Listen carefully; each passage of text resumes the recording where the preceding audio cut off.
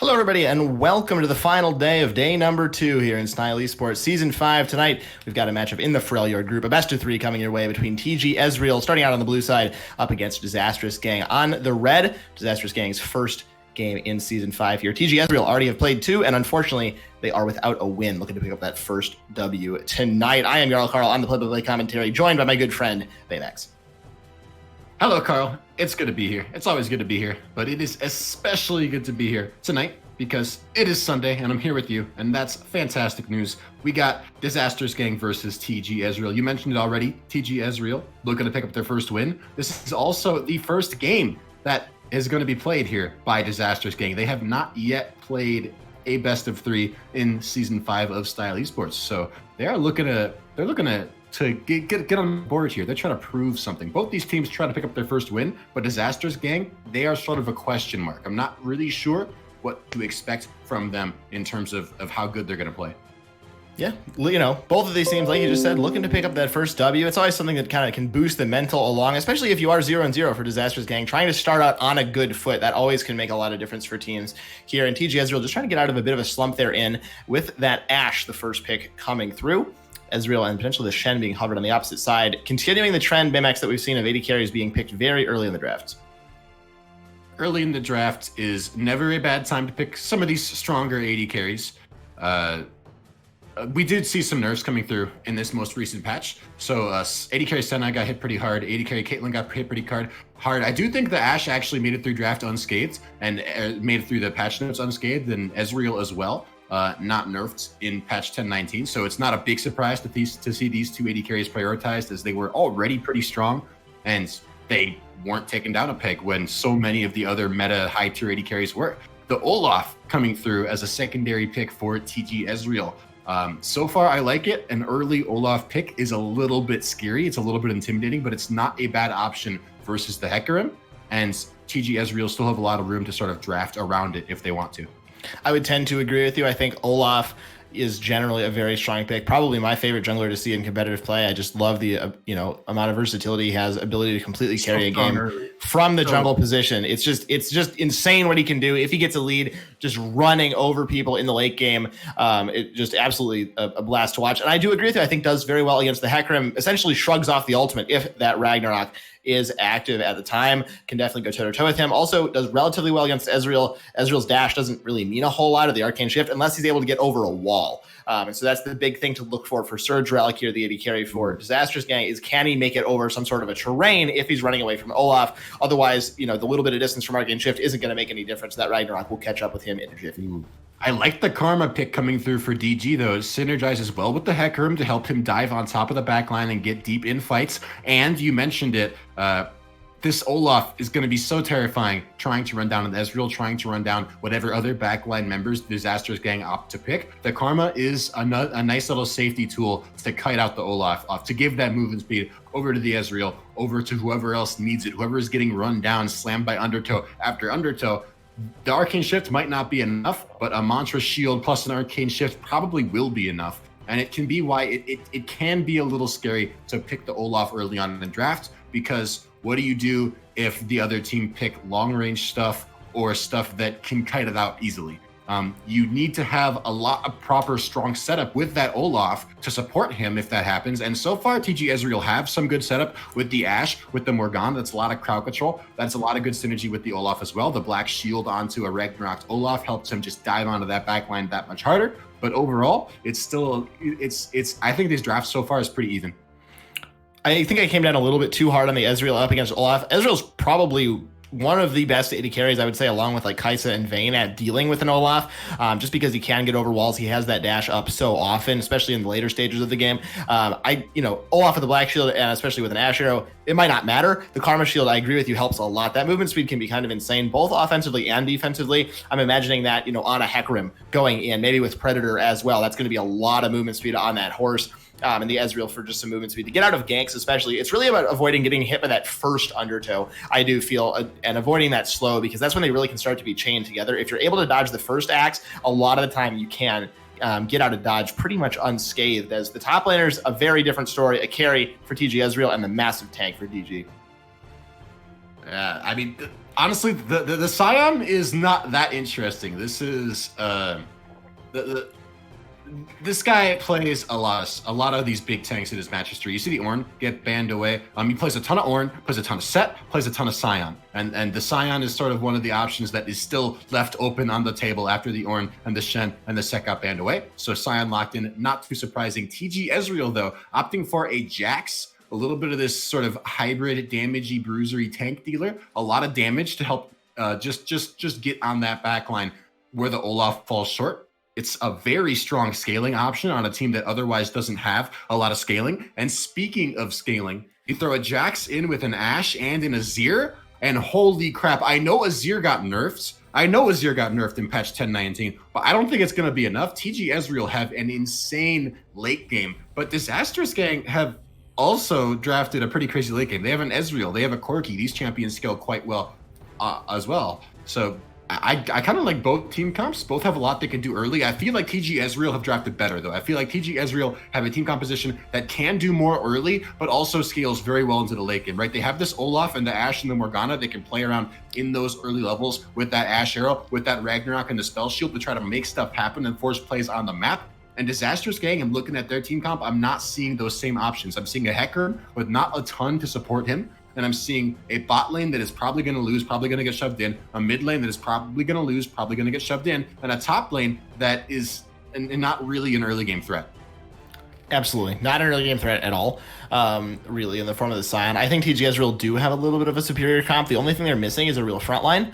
Up against Ezreal, Karma, Corki, Poke, there's a decent amount of, medium range Poke coming through from DG that may not be able to be sustained up from TG Ezreal, but overall, I think their team fight is stronger. Both these teams, a pretty standard front-to-back team fighting. TG Ezreal, you could argue the Jax wants to be in a side lane split pushing, but, Azir, Olaf, these are champions that want to be in the middle of a big brawl. And Disastrous Gang, Ezreal, Corki, even a Hecarim, they're no strangers to a massive team fight. So I don't think this is going to be a game of picks as much as it is going to be just massive team fights breaking out, and we'll see who can come out ahead. I do think TG Ezreal has more ways to get ahead in the early game, especially at that level 5, 6, 7 mark around early dragons. The Olaf, the Ashe, the Azir, I think will all be stronger than their counterparts. I think the biggest question mark in my mind here for Disastrous Gang is the Scion. I don't hate the pick in the meta right now, but honestly, I don't really see what it does for their composition. It's sort of a big tank that can sit in front of the Ashe arrows, I guess, which is kind of nice.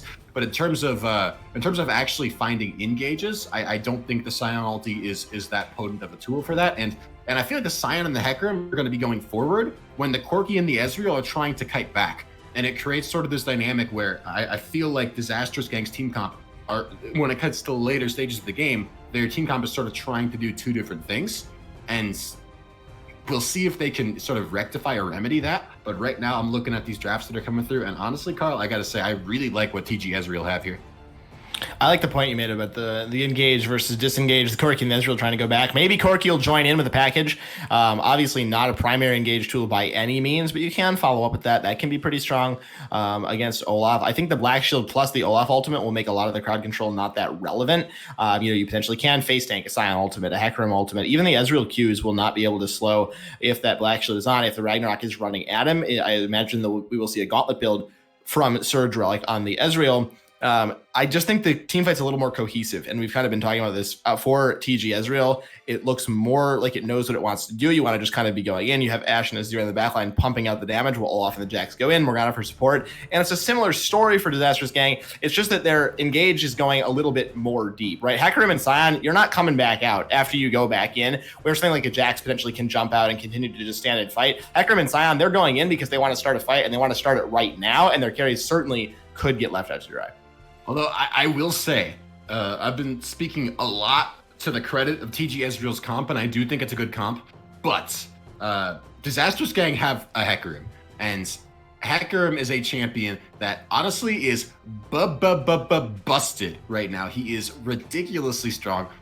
You see him, he's got probably close to 100% presence in most competitive venues. I'm not actually sure what his presence is in Style Esports, but I'm sure it is up there, and not without good reason. Hecarim jungle is strong. Hecarim top is strong. I think Hecarim mid lane can even be strong in certain situations. And maybe that's reaching a little bit, but I don't think it's reaching that much because Hecarim is a very good champion. Can young Smoothbrain get so far ahead on this pick that it doesn't even matter? I think if we're talking about DG's best chances in this game, I think it's revolving around Young Smoothbrain being strong early, making a lot happen on the map. We talked about the options that TG Ezreal have to make stuff happen, but they also have a team that's not really that safe, especially if we're looking toward the top side of the map. TG Ezreal have an Azir, an Olaf, and a Jax. These are all champions that once they go in, there's not really any going out. If they try to pick a fight and it goes badly and things don't go the way they want, they're going to get shut down. They're going to get killed. And these are all champions that are sort of weak to the style of champion that Hecarim is. Hecarim loves picking those skirmishes early on to the game. Now, Olaf is a pretty strong counter in some ways to the Hecarim, but if you get far enough ahead, it doesn't matter. Hecarim just does too much damage. Once he gets his Triforce finished, if he's 3-0, 4-0, 5-0 on this pick, which he definitely could be, I see a world where that happens, DG could just run over the early game. A fed Hecarim definitely does just run over everything. And that is something to be careful of. Ashe will not be able to, cut down a Hecarim anytime soon. She will just get one shot by this horse. We'll have to find out whether Hecarim's brain is smooth or if it's all a big fable once we get onto the Rift. Disastrous Gang and TG Ezreal, game number 1 is right around the corner.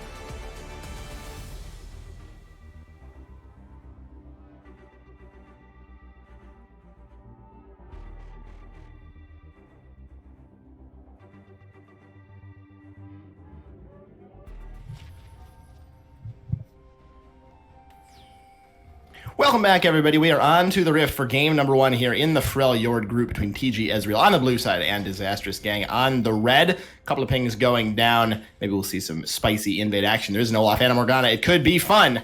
I am Jarl Carl, having a good time alongside Baymax. There's always the hope for that early invade, and it looks like we might see Steel Assault go for something here. Olaf does have a very strong level 1, of course. Throws out those undertows. If he lands one, gets that slow, picks up the axe, gets the reduced cooldown, and keeps doing it. He's one of those few champions that can spam an ability with a lot of success in that level 1. So not a very strong invade. Not a lot coming out of it, but Steel Assault opting to get a deep ward into the jungle of Young Smoothbrain. Actually, 2 deep wards. I don't really like this ward positioning that much. But it's never a bad thing to get a little bit of vision on the enemy jungler. Try to make sure you can track them early, especially since we talked about this in draft. But Disastrous gang, basically their only early game options in this match are going to revolve almost entirely around Young Smoothbrain on this Heck Room. And so trying to get him out of his comfort zone a little bit, catching him out in the jungle, that could be a very good thing. That could go a long way towards TG Ezreal running away with the early game. Absolutely could. I think there's a point where there's too much ward coverage down in not great places like this. And then you just don't have the wards up for a while, and you could potentially lose, more jungle tracking than you actually gain if you put the wards down in a poor spot. But I don't think 2 is really that many. That will have some vision on the Heck Rim throughout this early game if he ends up going back anywhere towards the river through a red side. So I think it will work out just fine for them. We saw a little bit of poking in the bot lane, but not a lot going to come of that. A couple of spells traded by the 2 supports, but everybody gets the lane scot-free by themselves. I just want to point out the cull on Big Fable here in the mid lane on the Corki. And that will help him scale up just a little bit more. Probably just assuming it's going to be a farm lane, doesn't need to do a whole lot. So both of those wards just died, and guess what? TG Ezreal didn't get any more information on where Young Smoothbrain is. They don't know if he crossed back into river. They don't know if he's on his Krugs. They don't know if he went to his bot side. Now, he did go to his bot side, but you see Steel Assault trying to look for him in the jungle, going for this wraparound on the top side of the map. Theoretically, this could be a little bit dangerous because Young Smoothbrain could still be up there, but he's not, so we'll see what happens. Steel Assault in the top. Viking under the tower, going to go back with that Q, looking for a knock under the tower. Not going to find it, but the Scion does survive that first Olaf gank.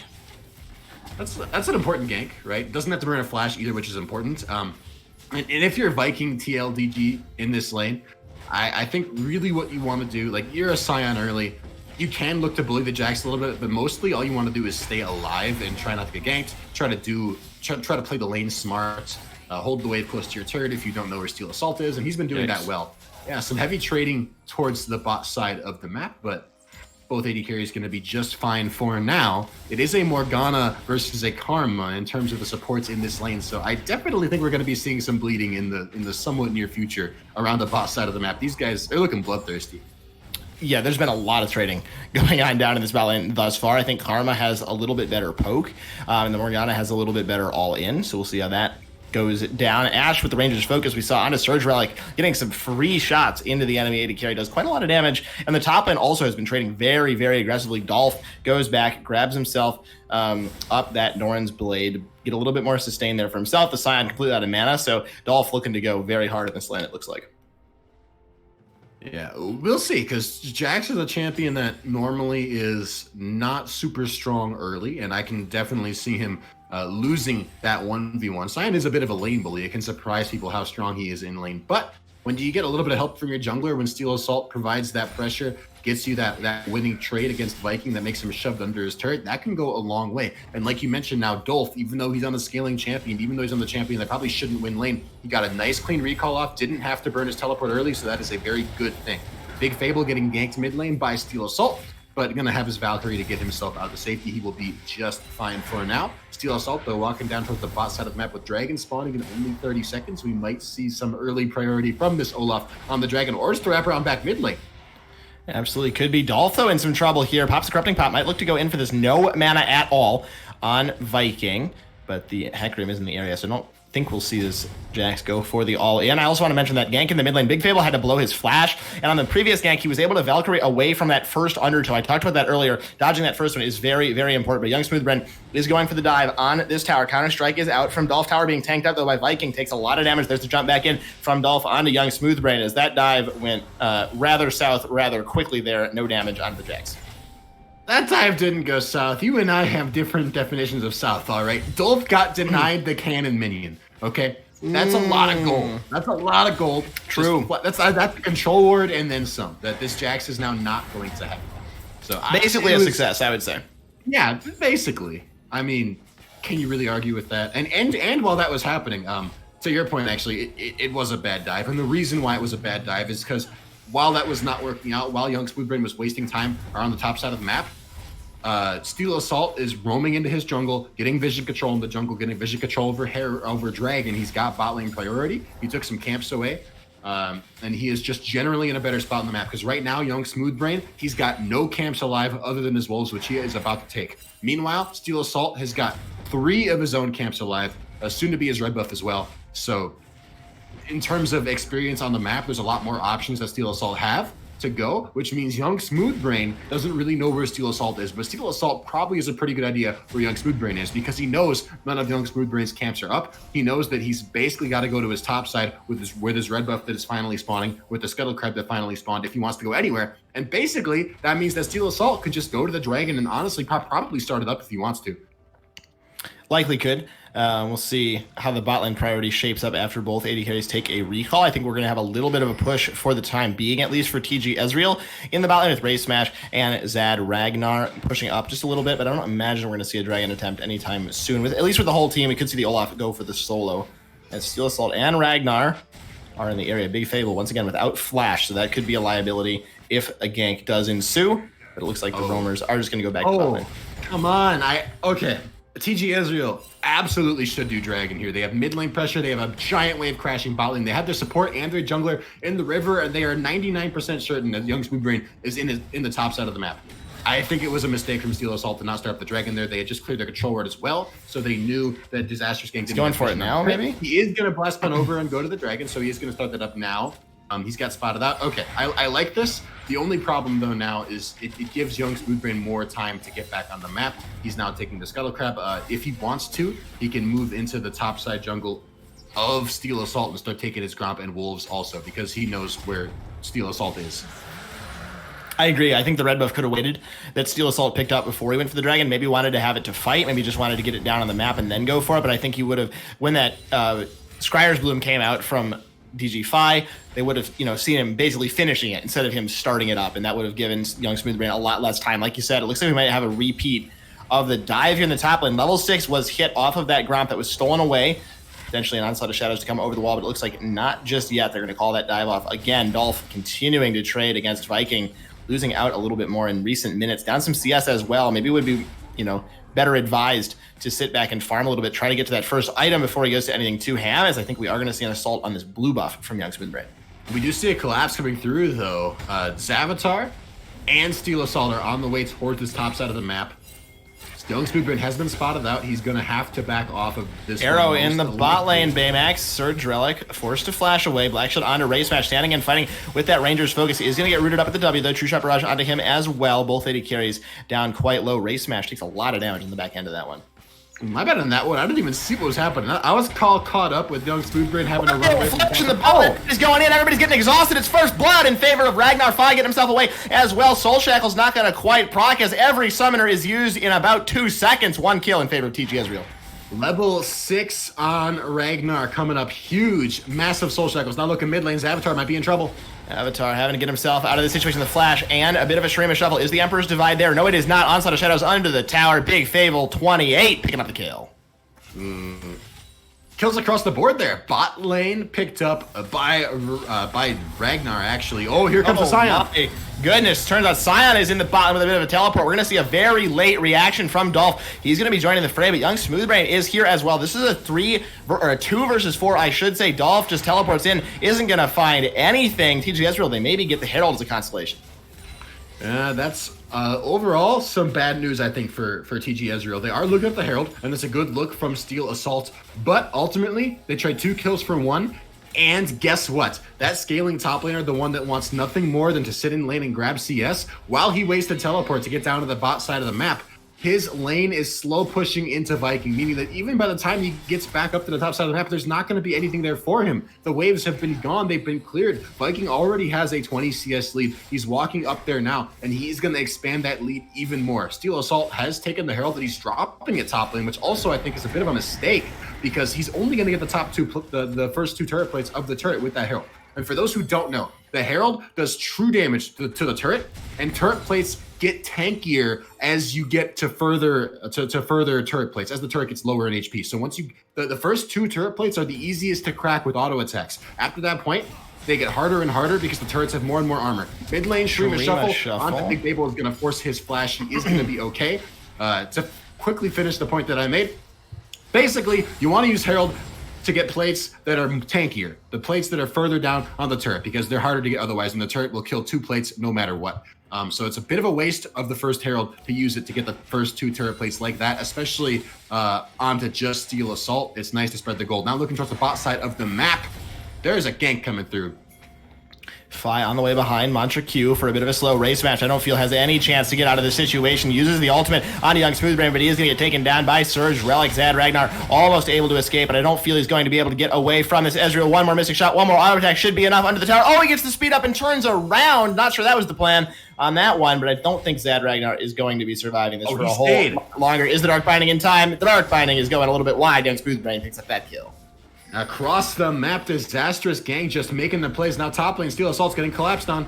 He's down 3 levels, Carl. Viking is level 9.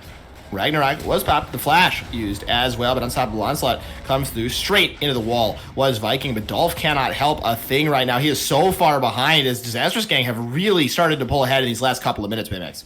Yeah, and I feel like the macro from Disastrous gang has just been undeniably better across the map. These last few minutes, it feels like they are sort of running circles around TG Ezreal, which is a bit surprising. And honestly, I feel like a lot of it stems from TG Ezreal just sort of not playing around their strong areas, trying to pick strange fights, using their resources in weird ways, right?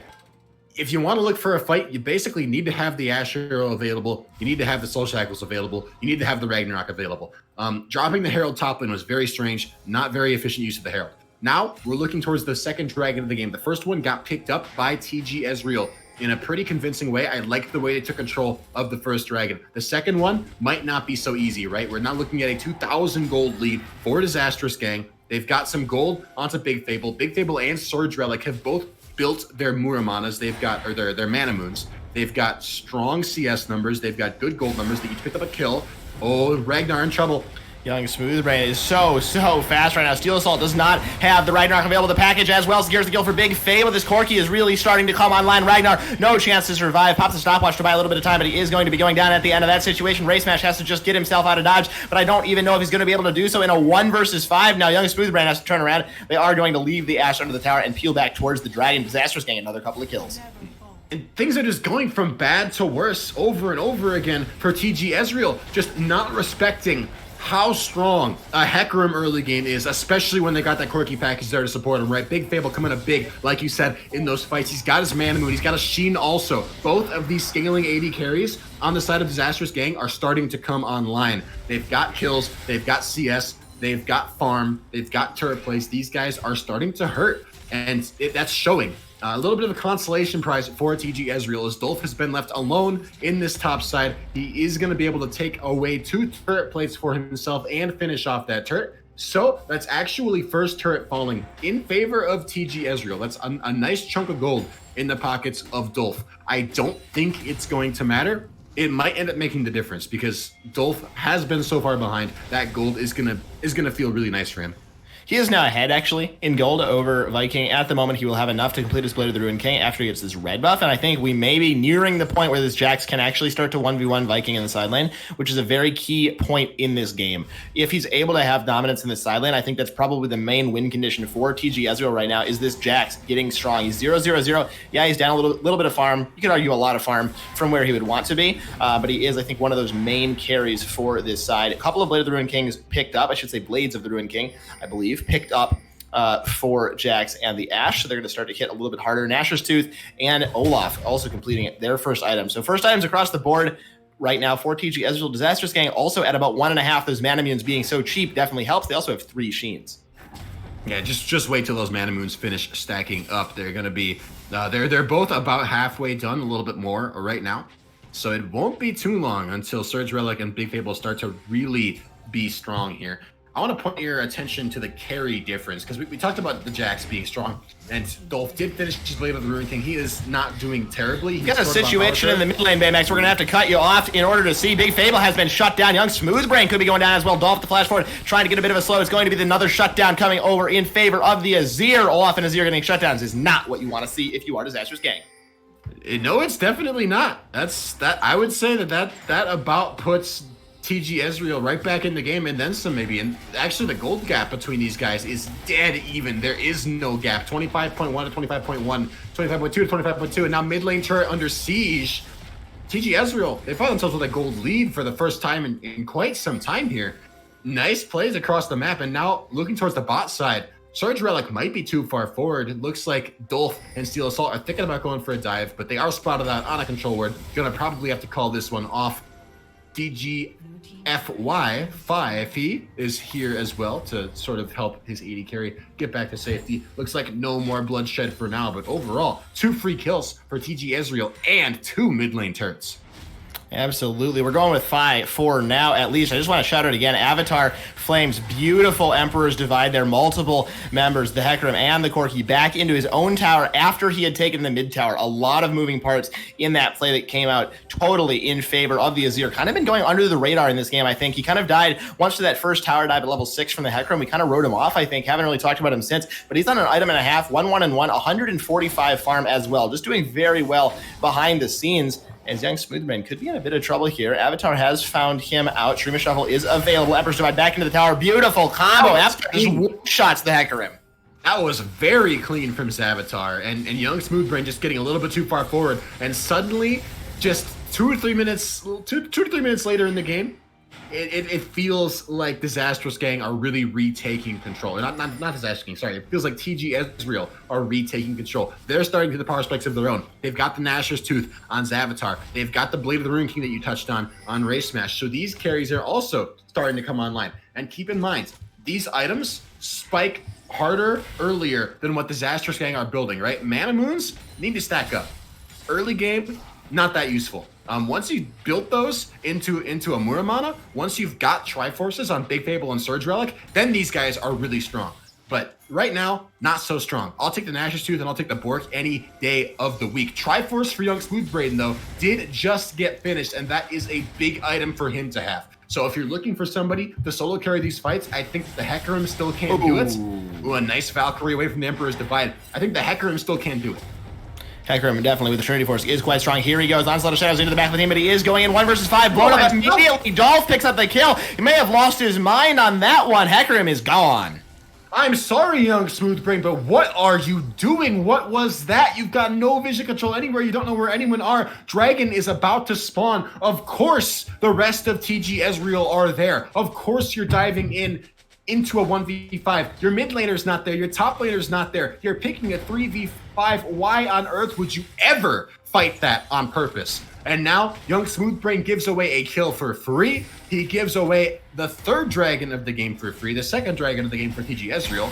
And TG Ezreal, they're just growing their lead slowly but steadily off of, honestly, some silly mistakes from DG.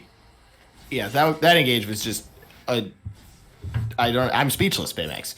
I'm still thinking about that Hecarim engage. I want to bring our attention back to this Corki, who is now 2 items completed. The Trinity Force on him as well, and the Muramana has been finally stacked up for Surge Relic, getting pretty close on Big Fable as well. Another 150 stacks there for him.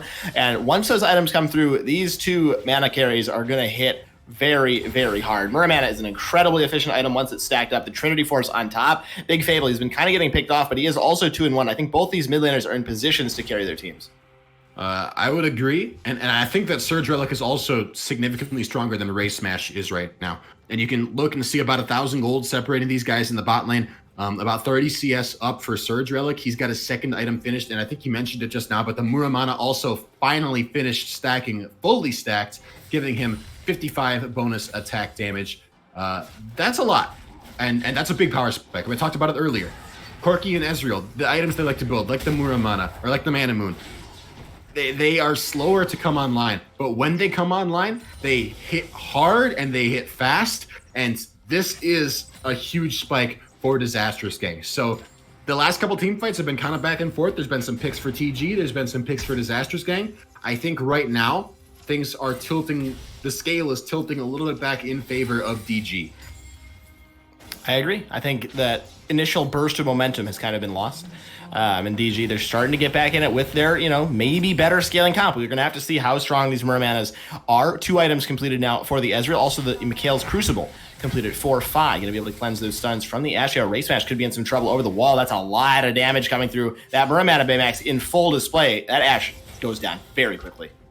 Yeah, the Muramana hurts, right? And Iceborne Gauntlet finished as well. I mean, Surge Relic is going to be pretty hard to take down. The only member of TG Ezreal that's really going to be making Surge Relic feel the pain is Zavatar on this here. He's the only really significant source of AP damage, and he is nowhere near the bot lane right now. He's nowhere close to home. So Surge Relic totally safe. Now here comes the shield.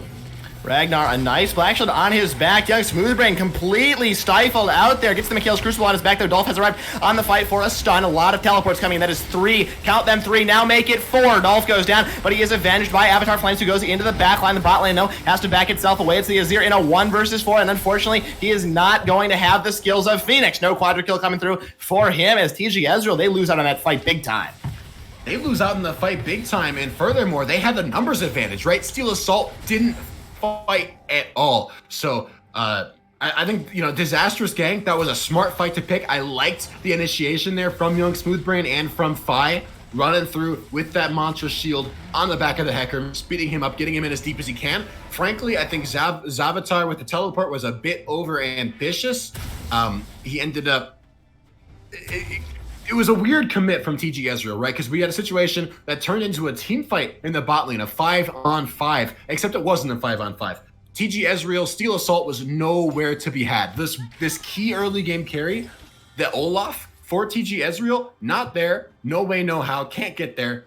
So in my mind, if your key early game threat can't be there, you got to play a little bit slower. You got to play a little bit, you got to kind of back off and be cautious. But Zavatar and Dolph were not on that page. They both teleported very, very deep. And they did it after Race Smash and Ragnar were already out of the fight. Because you cannot run away from a Mantra Shield Triforce Hecarim. He will kill you, and there's not a whole heck of a lot you can do about it. And so it just led to a situation where TG Ezreal were, again, really not on the same page, overextending with their abilities and with their resources quite a bit, and they got punished for it hard. But we are still in a situation where the goal between these teams is very close, only about 1,000 separating them. We are still seeing some big item spike coming through from Zavatar and from Dolph. They died in that last fight, but both of them had the discipline to hold on to their flashes, and Flash is such a big cooldown for an Azir to have. Right now, he's going in. Avatar Flame having to get himself away from that situation, but a couple of ultimates traded out. I also want to just touch on briefly teleports. Both were used by Avatar and by Dolph in that one. And, you talked about it a little bit, just that overextension. I don't know if they needed to use those. I think you just want to give up a kill there and have those teleports up for this dragon play. Dolph right now, he can't continue this split push. He has to come join his team. Yeah, and look where the waves are too, right? Mid lane, it's Surge Relic. He's got the right idea, keeping the waves pushed, keeping pressure there for Disastrous Gang. Bot lane, Big Fable, just recalled, has the package. He has the package, and he shoved out bot lane first, which means that Disastrous Gang have total control over the pit. There is really nothing TG Ezreal can do to walk up to this right now. They have got to give it if they've got any sense at all. Dolph still split pushing as well. Again, like I said, no teleport. I think they're just going to have to concede this dragon by that teleport being down. Going to just try to trade it for the top tower, essentially saying the soul is not that important to us. We can let you have it, or at least let you have another stack towards it. Big Fable looking with the package. Race Smash, you don't want to step too far forward. That Corki hurts a lot. This could be a collapse coming through here, Baymax. Oh yeah, we are almost certainly going to see a fight. Remember, package available for Big Fable. He can look to go in. He doesn't have a stopwatch, though. No way to stay safe if he goes too deep. See what happens with this one. The Azir going to get maybe stop at the True Shot Barrage. Avatar Flame, you are dead, sir. I do think maybe he can get over this wall, actually. Not cool. Oh, he was able to make it, actually. The directed camera just decided I didn't want to see that anymore, even though I did. Thank you very much, camera. But Avatar Flame somehow able to escape that situation for now. I do not know how we didn't see a fight. Yeah, he is. He's even going to get a blue buff. That was a good tap dance from TG Ezreal, but, a little bit of a split decision there. Disastrous Gang couldn't really decide if they wanted to go for the Azir or go for the Olaf and the Jax, and at the end of the day, they ended up getting nobody.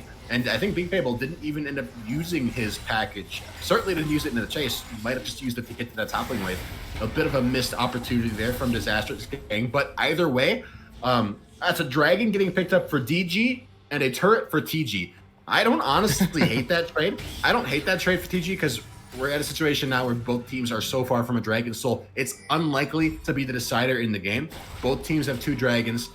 Opening up the map through those turrets, especially turrets that are on the Baron side of the map, can give you that extra pressure you need to contest a Baron, which is at this point a more likely game-ending outcome for these teams. And now Dolph in the side lane, he's going to try to look for the 1v1 here. He's got the Blade of the Ruined King. You mentioned the side lane pressure being so important for these teams, and Viking might be finding himself a little bit too far forward here. That I was so excited to see this 1v1 finally happen, and then Steel Assault showed up, and absolutely nothing happened. So that's a bit of a shame. I think once he has the Trinity Force completed, he probably can fight Viking. That's what I'd say definitively wins this 1v1. In the side lane is once that second item is completed there for the Jax, gives him so much power and so much just damage on the towers as well if he's left alone with them for any length of time. Now both teams sort of skirmishing over vision control. Honestly, the positioning here, the macro from both these teams, I'm thinking is a little bit questionable. We saw a sweeper just invested in the spot side river from Fi. I'm not sure what the point of that was, right? There's no camps alive in the bottom side of the map. There's no dragon for a long time, and even when that dragon does spawn, it's not that important of a dragon. I think using those resources right now to maintain control over the Baron pit, over the top side jungle is so much more important. But so far, both teams just sort of happy to let a couple more or less random wards stay alive and be uncontested. In a few seconds, the few wards that TG Ezreal do have in this jungle are going to die out, meaning that for the most part, Disastrous gang are going to be the only ones with vision over this pit, other than that little tiny blue ward that is staying alive in that Baron pit for now. Indeed, and Baron likely to be the next major objective that we see contested here on the map. Maybe they'll, fight over this dragon, but this next dragon is not really a major objective in the sense that it's not going to lead to anybody winning the game immediately, right? It's going to be another 5 minutes at least after this one spawns. So, make it 7-8 minutes before a soul is coming on board. And, I think this Baron is where we're going to start focusing. It's 28 minutes. It's time to get into that, last giant objective on the map, the Baron Nashor. Get that massive buff for yourself. I think this is where we're going to see the teams posturing. Avatar Flame already gets poked down onto Freljord. He's just trying to clear out some vision. Yeah, and Viking recalling in the bot lane means Dolph is going to have some precious alone time with this turret. It might not be alone time for very long, as Young, Smoothbrain, and Big Fable sort of running towards the bot side of the map. We might be looking to see Disastrous gang try to catch out the side lane here. Yeah, here comes the unstoppable onslaught. Dolph could be in trouble. Does he know? I think he might just try to suicide for the tower. At least you got to kill the tower, sir. You're not getting out of this situation. Goes for the flash. Oh, no, using everything, and he's not going to get anything for it. Viking ends up picking up the last hit as Dolph. That was that one fell a bit flat. That's a big pick, and just like that, Disastrous gang got 40 seconds to decide what they want to do with that time. Baron is alive. Dragon's not up for 50 seconds. I think this should honestly be the Baron attempt from DG, but they're going to play it a little bit slower. They're going to suit this Dragon pit. They say less than a minute on Dragon. It is third Dragon of the game. That's a pretty nice Dragon to pick up. It will put Disastrous gang in a position where they can start to threaten that soul point. So, playing it a little bit safer, a little bit slower. I don't know if that's the right play versus an Azir, versus a Jax, versus an Ashe. I think you take that pick, you got a 5v4. I think you 100% run to that Baron because you can win the fight. But it looks like they're going to prioritize Dragon Soul instead. I think it makes sense to try to not do the Baron 4v5 against an Azir. That AoE damage can be quite scary. Maybe just safer to fight around this Dragon as the package and the Hack Room are available. Avatar Flame got to get himself out of that situation rapidly.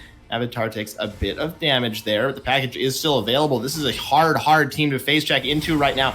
You have a Hackram that can get over the wall. The Porky can get over the wall. So can the Ezreal. Everybody can just jump over this wall. Viking, he doesn't care that you're hammering on towards him. He doesn't take damage. Steel Assault, on the other hand, does. Hackram is going in. They're trying to find the kill onto the Ashe, going very low down to half HP. Tries to kite out, but Dolph is stuck on the wrong side of the wall. The Sunny goes down. Over from the Soul Shackles, the Ragnar. The kill is traded between the Ashe and the Corkies. The fight will continue, but the Ezreal is just safe, wreaking havoc on the backline. Dolph can't get the blast cone in time. Keep himself alive. He will be able to survive that last auto attack, but Freljord could go over the wall with the Arcane Shift for a bit more distance closed on that one. 3 for 2 thus far in favor of Disastrous gang, but this Ezreal is alive and kicking. A close fight, but at the end of the day, a decisive one, right? 3 for 2 in favor of Disastrous, gang. Their key carry still alive, 5-1 on this Ezreal. And by the way, Viking, how tanky is this Scion? This guy is unstoppable. He's impossible to kill. He's also got a lock into the Iron Solari to help appeal for his carries. I like that item purchase. I think it's a good investment, a good adaptation to the game, right? This Scion is not going to be a key carry. You see a lot of Scions in solo queue building Titanic Hydra trying to do damage. Not Viking. He knows what his role is, and his role is to sit in front of the Astro, to sit in front of the Olaf, and say, "You shall not pass." And he is doing a fantastic job of that. I think the only reason Big Fable honestly died in that fight was that he and Young Smoothbrain went very, very deep trying to find a pick onto Ray Smash, which honestly, not that important of a pick. Ray Smash is not going to out DPS you guys. If you just fire at the front line and Ray Smash fires at the front line, the Corki and the Ezreal are going to shred way quicker because Viking is unkillable. So maybe a bit of a misplay there from Big Fable and from Young Smoothbrain. And right now, Dragon picked up for Disastrous, gang, but guess what? Baron has been started up by TG Ezreal. Teleport coming through. This could be a big team fight. Both teleports are here, but the Baron is already gone. Picked up immediately by TG Ezreal. They have a very, very fast Baron combo. We might see the fight. There's the unstoppable onslaught. Goes in. Oh my god. Taking very lots of huge combo. A ton of AoE damage coming through, but Avatar Flame picks up the first kill. A lot of AoE being traded back by this Azir. He is completely untouched. They need to be diving the Azir, not diving out of the Ashe. What a great flash. And the Emperor's Divide by Avatar. He picks up the third kill. He's going for the fourth. Onto Surge Relic as well. The Leandries is burning him down. The Death Stance at the same time. Keeps himself alive with one more ability, but Avatar is on the chase. The Hawk shot for the Vision. Surge Relic, no chance to survive. 1,000 gold over for Avatar Flame. A huge swing in the game. TG Ezreal are back in this one. And just like that, Zavatar stays alive on the back end of the fight. A 5-0, an ace and Baron buff picked up for Ezreal. He teleports to the top lane. There's only 10 seconds on Fi and on Smoothbrain, though. I don't think he can look to end, but he can look try to break open this top lane inhibitor and finally put a massive dent in DG's base. This is a big loss for DG. What a great team fight there. Avatar Flame just completely untouched on the Azir. You mentioned the Ashe is not somebody that needs to be taken down. This Azir does need to be taken off the map almost immediately. He even steals the red buff from his own AD carry. That's how far ahead he is in the game. 3,500 gold in his pocket as well. Think of the damage that's going to come through. That will be an easily completed fourth item and part of a fifth. By the way, that last team fight, that initiation from Young Smoothbrain looked so good. I totally forgive him for going for that because it looked crazy. And for a second, it looked like DG were sure to wipe the fight. But you mentioned it, Zavatar. He is scaling so well. He's got 3 items picked up, 286 CS, the most gold in the game by 1.5 miles. If you take a look at gold, he's got 15,500. This guy is almost full build. The only one who's even close to him is Surge Relic, who is about 1,500 gold behind. And he's the only one even close. Big Fable's at 12,000, 11,700 for Ray Smash. Like, everyone else is not even in the same ballpark. This guy is ridiculously fed on the Azir, and I didn't even realize how fed he was until that last team fight. And of course, he did extend his goldie quite a bit in that last team fight, but now he's got his 4th item finished and picked up. He is building, obviously, magic damage against a team that has mostly built armor so far. We're starting to see magic resist come through from Surge Relic. He's got that Death Stance picked up. Still no magic resist on Viking. Viking doesn't take damage from Steel Assault, from Dolph, from Ray Smash. He will take damage from Zavatar. He cannot ignore the Azir, right? This is a little bit of a scary situation for DG. I don't think they have a way to deal with this Azir. A lot burned in the mid lane there. That is that main engage tool. One half of that giant engage combo burned trying to get a pick on Adolf, who just kind of calmly walks out of the way. Meanwhile, the siege in the bot lane is coming through in full force. Going to be a 4 versus 4 at the end of the day. Arrow goes way wide. Ray Smash took a lot of damage from this Ezreal. That may put a halt to this, although he is just healing up off the minions, playing the Rune King plus the Bloodline in the runes, giving him a little bit of that HP back. The fake tower from Azir has been put up as well. Avatar looking like he is willing to stand and fight at this tower to defend it. Might go over the wall, even for an Emperor's Divide. Does go over the wall. Emperor's Divide is not able to divide anybody. Big Fable walks away. Yeah, but right now, TG Ezreal doing a pretty good job of cementing control over this bot side jungle, right? Because this dragon was starting to get to an important situation as Dolph has to flash away from the mid lane. This is going to be the 6th dragon of the game. And if DG can get their hands on it, it will be an Ocean Soul. Ocean Soul at 35 minutes is not as good as an Ocean Soul at 25 minutes, but it's still pretty good, especially when you're dealing with, when you're talking about both teams relying pretty heavily on poke from Zavatar for TG and from Surge Relic for DG and Big Table, Ocean Dragons in and of themselves are pretty nice when you're playing against such heavy poke teams. Just having that HP regen and the mana regen is super, super useful. So, and the Ocean Soul is still obviously a desirable objective to maintain. And right now, TG Ezreal, they used some big ultimates in that last fight, but they're all back off cooldown, except for that Ash Arrow from Race Match, which is about to be back off cooldown. Lots of cooldown reduction late on into the game. It's not a problem, right? Package is available right now for Big Fable. He completed his Phantom Dancer as well. That's been completed. We have a Landry's Torment has come through for Surge Relic. Not the most common of items, but it will do a little bit more damage. Therefore, Dragon started up down to 4,000 HP. That will be conceded by Disastrous getting, but a teleport coming in very late from Sion. They may still look to fight. They have the engage tools available if they want to go for it, but I don't think they're going to be quite in range. They back off. The big problem there, I think DG wanted to contest that Dragon, and honestly, I think they could have. They got some good poke damage off the start. They had potentially a nice teleport coming through from Viking, and they had the package available for Big Fable. And like you mentioned, those big 4-item power spikes coming through for both Surge Relic and Big Fable. But guess what? There was no Oracle's Alteration available for anybody. No, not Oracle, sorry. No Farsight Trinket available for anybody. It was on cooldown, which meant the Disastrous gang could not check the Dragon. They couldn't fight their way into the pit because the one tank they have that could do that was top lane, waiting to teleport. And he didn't know when to teleport because there was no vision to the pit, and they couldn't get vision to the pit because he wasn't there. So it was just like a catch-22, damned if you do, damned if you don't kind of thing. And now, Dragon goes over to TG Ezreal, Baron spawning pretty soon as well. And again, it's TG Ezreal who have priority heading over to this Baron pit. They are the ones with the inside track. They are clearing out the vision control. They are the ones pressuring mid lane wave. And right now, it feels like TG Ezreal are in the driver's seat of this game. It absolutely does right now. We can see a little bit of that damage from Avatar onto the Sion. He definitely gets chunked down. Not a lot of magic resist in the pocket for this Sion just yet, and that could prove to be a problem in these team fights. It's Avatar against this Corki and the Ezreal, those three massive scaling champions. Jax, mostly in the silent, hasn't had a huge impact in this game. And I also want to just mention Steel Assault. We have not mentioned him very much at all, and I think that's very telling of an Olaf. He just wasn't able to get ahead, wasn't able to find anything in this early game, has kind of been irrelevant in this game so far. He's kind of been irrelevant. I think he's been doing a good job of sort of transitioning to more of a utility supportive role, though, right? And a lot of the time, I see Olafs that get frustrated when they don't do a lot early, and they want to try to force stuff even later onto the game. He's doing a good job of acknowledging that, hey, my role right now is not to force stuff. My role is to sort of be a meatbag that can try to do whatever I can to keep Avatar and Race Smash alive, and he's been doing a good job of that. And by the way, a meatbag that can also smite Barons away. Big Fable's gone. Happened. Avatar Flame over the wall, Emperor's Divide into a bit of an arrow, and a couple of volleys rolling through as well. Spells the end for Big Fable. This could also spell the end of the game. They have 50 seconds before this Corki's back on the map. I was going to say, I think that is the end of the game, right? Baron buff on 5 members who are already stronger, scaling harder.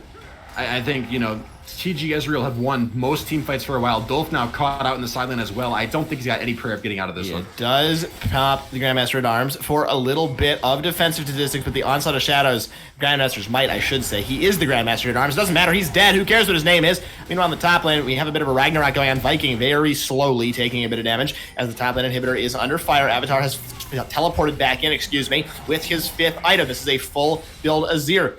They maybe will look for the end. They're hemming and hawing, I should say. I don't know what I'm going on about right now. In the base, blue suede shoes are on. Sion taking a little bit of damage. That's the unstoppable onslaught, but it might be still. Indeed, if he goes down very rapidly. Yes, he does Emperor's Divide. A little bit too late. He's already dead. He's back from the dead, however. But Fi also taking a titanic amount of damage. Avatar Flames takes down the support immediately. Down to half HP, though. Going to have to be a little bit careful. Ash healing up in the backline as well. Steel Assault still trying to run a little bit of interference on these skill shots as the push may look to continue healing up a little bit with that Ocean Dragons. They have 2 that will provide a little bit of regeneration. One Nexus Tower is down very low. It is now taken down. Steel Assault in the front line as well as the arrow comes through. We are going to see the fight. Young Smith Brain going in, but he doesn't quite have the ultimate available. That was using the bot lane. The shutdown comes through. Ezreal's gone. Everybody's gone. It's a clean ace to teleport back in for the Grandmaster at Arms. He wants to be in the family photo, but that's going to do it for this game. Baymax, TG Ezreal in a 39-minute party. Finally able to come up with the W. Surge Relic ultimately eating that Ash Arrow, giving TG Ezreal the way, the doorway into the base that they were looking for. And now, game 1, and TG Ezreal come out swinging, right? And they get their first I don't know if it's their first win of the season, but it is. Oh, okay. That's their first game win of the season. So that's pretty awesome for TG Ezreal. And now they're looking to make it official and potentially move on to a game 2 win as well. Yeah, absolutely. You know, very back and forth in that game. It looked like it could be both teams at certain points, but in the end, it was TG Ezreal able to come up on top. That huge fight around the Baron for me was the major turning point. Honestly, there were a few major turning points, but overall, I think you're right. That fight around the Baron was huge. I like the Baron attempt from TG Ezreal. Honestly, I cannot give Zavatar enough credit. I feel like he played this year so phenomenally well. His kiting in fights was insane. His farming was great. I felt like, you know, like you mentioned, we didn't give him maybe that much credit early on. He got ganked once by Young Smoothbrain. He ended up dying. We were like, well, that's kind of a zero early game for you. And then all of a sudden 5-10 minutes passed and he had 2, then 3 items. And he was really starting to hurt a lot. And suddenly Disastrous gang were going, hang on a second. We don't have a way to deal with this guy. We don't have many engage options. And he outranges basically all of us. What do we do? How do we deal with a very ridiculously fed late game Azir? And the answer was there aren't a lot of options for that. Maybe you can look for a Scion ulti. Maybe Surge Relic and Big Table can try to look to get out more poke than the Azir can. But honestly, it wasn't happening. Zavatar stayed alive in the backline. He dodged out most of the poke. He returned so much damage of his own. He shredded Viking. He shredded Smoothbrain. And he had a phenomenal performance on the Azir. 10-3, and he deserved it big time. Absolutely. Would not be surprised at all to see that Azir make the bench in the next game on that ban list, but we'll have to wait and see. The champion select of game number 2 of this best of 3 will be coming your way in just a couple of minutes. We'll be right back.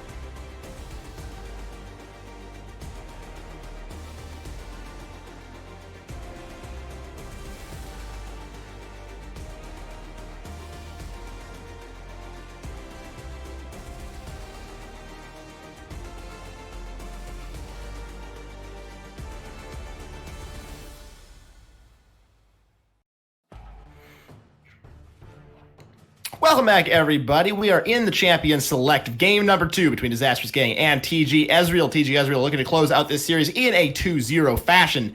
DG looking to get their hands on potentially a Caitlyn and potentially a first win in the series to force a tie-breaking game number 3. I am Jarl Carl on the caster desk alongside Baymax. That's right, Carl. Both these teams, by the way, thank you for the introduction. Both these teams looking to get their first series win in Style Esports Season 5.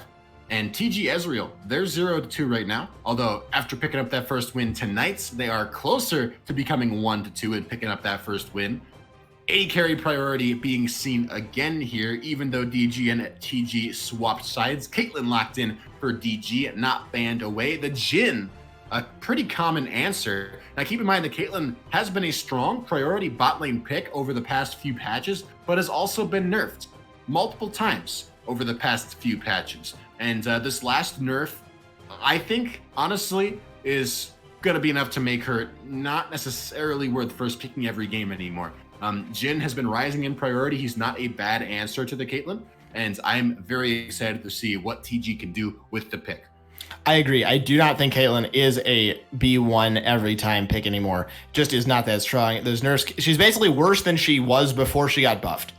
And you basically never saw her played before that. And I know that, people started playing her, people got more practice on her, etc. when those buffs came through. But I really don't think that Ashe is a top tier AD carry right now. I think she's, somewhere in the middle. I think there's picks that are very underrated right now, like Jhin, like Vayne, even potentially coming through with those buffs. The Ezreal we saw in the last game as well, a very, very strong pick. So I don't really love this first pick, Caitlyn. I think Ezreal is huge. I think Aphelios could be big again also. He recently got buffed again. And I feel like Aphelios was always sort of creeping just under the realm of viability and competitive. That sort of remains to be seen whether he'll be strong again. He did get nerfed a lot back in the day from when he was stupid broken, so I might be totally wrong about that. We'll move on a bit from the AD carry matchup because there are some other picks beginning to come through. We see Yasuo for TG Ezreal, Malphite Shen for DG, which means we're looking at either a Shen jungle or like a Malphite mid or a Shen support or a Malphite support or something weird like that. Because both those champions are normally top players. So that's a little bit weird. And I think the Malphite is an adaptation to keep TG Ezreal from getting Yasuo Malphite. Because we already talked about it, but they already got the Yasuo. And TG Ezreal's top laner likes playing, in fact, both top laners like playing tanks, like playing champions, like the Malphite, like the Ornn, like the Set. Sort of bruisery, tanky type champions. The Malphite is right up there, not especially hard to play. So I think it's not necessarily a bad adaptation, but I'm very curious when you have a Shen and a Malphite, what you're going to do with those champions. I would imagine it will be a Shen in the jungle, which has been kind of the main thing we've been seeing recently, is the River Shen rising hugely in priority, potentially in the support position, but I would much prefer seeing it in the jungle here. I think that's one of the stronger junglers in the game right now. Shen is just wildly strong. On the side of TG Ezreal, I would like to see some magic damage coming out of the jungle right now. Maokai, Yasuo, Jhin, not a whole lot there, and you do not want this Malphite Shen combo to be able to just stack armor into infinity and essentially become unkillable. Yeah. What do you take away is the question. As we're getting patch after patch after patch closer to Worlds, we're seeing teams put at least in Style Esports, less and less priority around the mid lane. I feel like there's a lot of mid lane picks that are viable, but not that many that are like must pick, must ban. And you see that playing out right now with so many AD carries banned away, so many junglers banned away, a lot of priority taking the Graves, taking the Olaf, taking the Gragas off the table, the Hecarim as well. And basically no mid laners banned. Yone, I guess. Yone's a mid laner, kind of. He's taken away. That's it. Other than that, TG Ezreal can pick whatever they want to. The Syndra is open. The Orianna is open. The Cassiopeia is open. I'm actually not sure what this guy normally plays mid lane, but the Corki and the Azir are also still available. These scaling options that both mid laners looked pretty good on last time around. So we'll have to wait and see what happens, because for now, the Vi picked up for TG Ezreal. They're saving mid for last pick. Presumably the Yasuo will be in the mid lane. I don't know why you know what? Sorry, go ahead. I'm going to presume they're saving the support for last pick. I don't really know what's going on with the damage spread though right now. TG Ezreal does not have any magic damage in this comp. And they're against a Malphite and a Shen. So unless we have like a Zyra or a Xerath Vel'Koz support situation, I think TG Ezreal are going to struggle for damage. I think Zyra would be really good here. It's a nice answer to the Morgana. It helps shove against the Caitlyn Morg, and it's also, like you mentioned, a great option for shredding those tankier members of DG. Zyra is great at doing that percent max health damage. She loves Leandries as an item. Her plants are so great at applying it. She is maybe the best support at shredding through a tank line. So I would love to see the Zyra come through. The Veigar for DG, presumably in the mid lane. That is something I actually like that pick here a lot. I think the Event Horizon can work wonders at shutting down a Yasuo, can work wonders at shutting down a Vi. TG Ezreal have picked a ton of champions that don't really have great ways of dealing. Okay. TG Ezreal have picked a bunch of champions that don't really have great ways of dealing with an Event Horizon. There's not any blinks. There's not any dashes really to get out of that stun.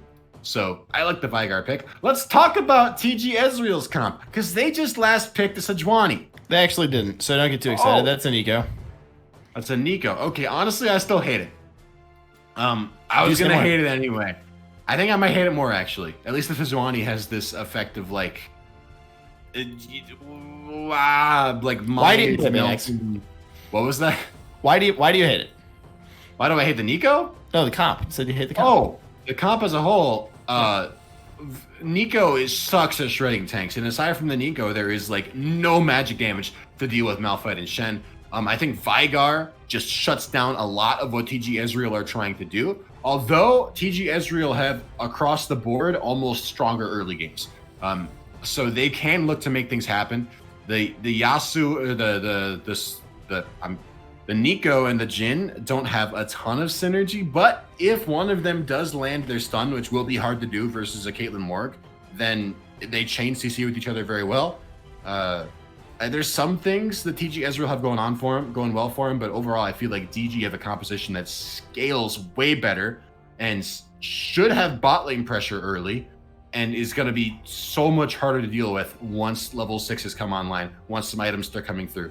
And I think TG Ezreal put themselves on a timer, and a very quick timer at that. I don't think it's going to take long at all before they start to get outscaled in team fights. I full-heartedly agree. I really dislike this comp as well. I think I would presume just an oversight on the damage spread to not have any magic damage, but you're against a Malphite and a Shen, right? This Malphite is going to be arguably probably more unkillable than he was on the Scion last game. So I don't see it.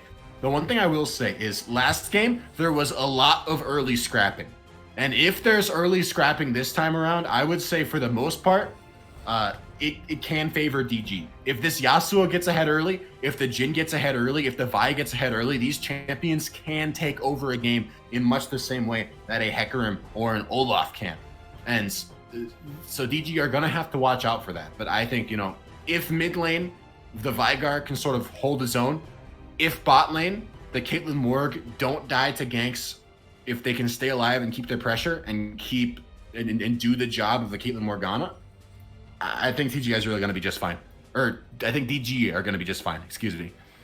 I agree. I think they are in a very, very strong position in this game. Just out of draft, I think Caitlyn Morgana, a very strong lane. Malphite, doesn't lose lane very hard. So I think even if there is a lot of early scrapping, I don't really think they're going to lose it that hard as long as they're playing relatively conservatively, which is what I would like to see them doing in the early game, just because I think you have to be aware if you're this team that you outscale very, very clearly. And so I think you want to play a somewhat reserved early game. You don't need to go for anything, certainly pre-level 6, but pre even a couple of items, just scale up and then go for those fights, even if you have to give away a couple of dragons.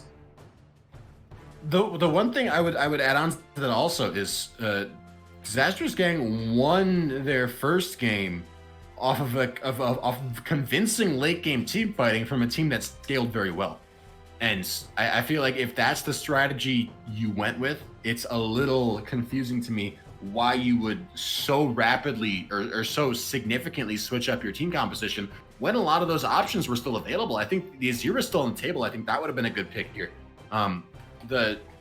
So much of what went well for DG in game 1 was not taken away from them, and they opted instead to switch things up to in a very strange way. And it's not a bad thing if you are confident in playing different teams, compositions, and different styles, but if it's working, if it ain't broke, don't fix it. And even if it is broke and you fix it, you got to actually fix it. This team comp, we talked about it already, but I don't think, if you're going to adapting to this composition doesn't make a lot of sense, because even in terms of being a strong, aggressive composition, it's not that good. There were better options available. An AP threat in the bot lane would be insane. Something other than Nico, something that can actually shred tanks. You got to have a way to kill the Malphite later on in the game. You got to have a way to kill the Shen later on into the game. You got to have a way to deal with the Veigar also and get on top of him. And his event horizon is going to do such a good job of shutting down a lot of that aggression.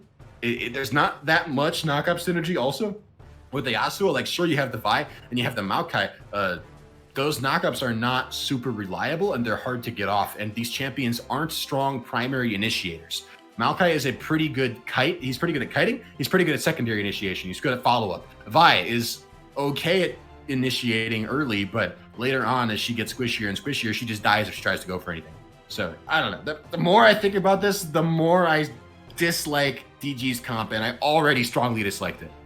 I agree. I think just for TG Ezreal, how do you get ahead in the early game? I know they have probably, maybe stronger early champions. The Veigar needs to scale up a little bit, so does the Malphite. But I just don't see how you're going to really get ahead. How do you gank a Veigar? He has the cage. And I know, he's not that mobile, but the cage against Vi and Yasuo, surely you're going to be able to stop one of them. I don't think he's going to get soloed up by the other one. Maybe at level 6 you can go for that one. In the bot lane, it's a Caitlyn Morgana. That's a lane that excels at turning ganks around, on their head and going for that random kill on the back, binding into a trap. The full combo from Caitlyn coming out can be enough to find a kill after the BF sword is through for the Sheriff of Piltover. So I think there's a lot of ways that this can go wrong in the early game for TG Ezreal, but like we said, they need to get ahead early. So that's the story for them. TG Ezreal, they need to do very well in the early game. They need to win this game, I would say, by 25 minutes, certainly, if they want to win this. On the other side, Disastrous gang to get back in the series, they really just need, to scale up, go for those late game team fights, do it competently, and I think they're going to pretty much win this game in a cakewalk, at least based on the draft. So that's what we have for us. We're going to step aside for a couple of short minutes as we load onto the Rift. We'll be back in just a bit with game number 2.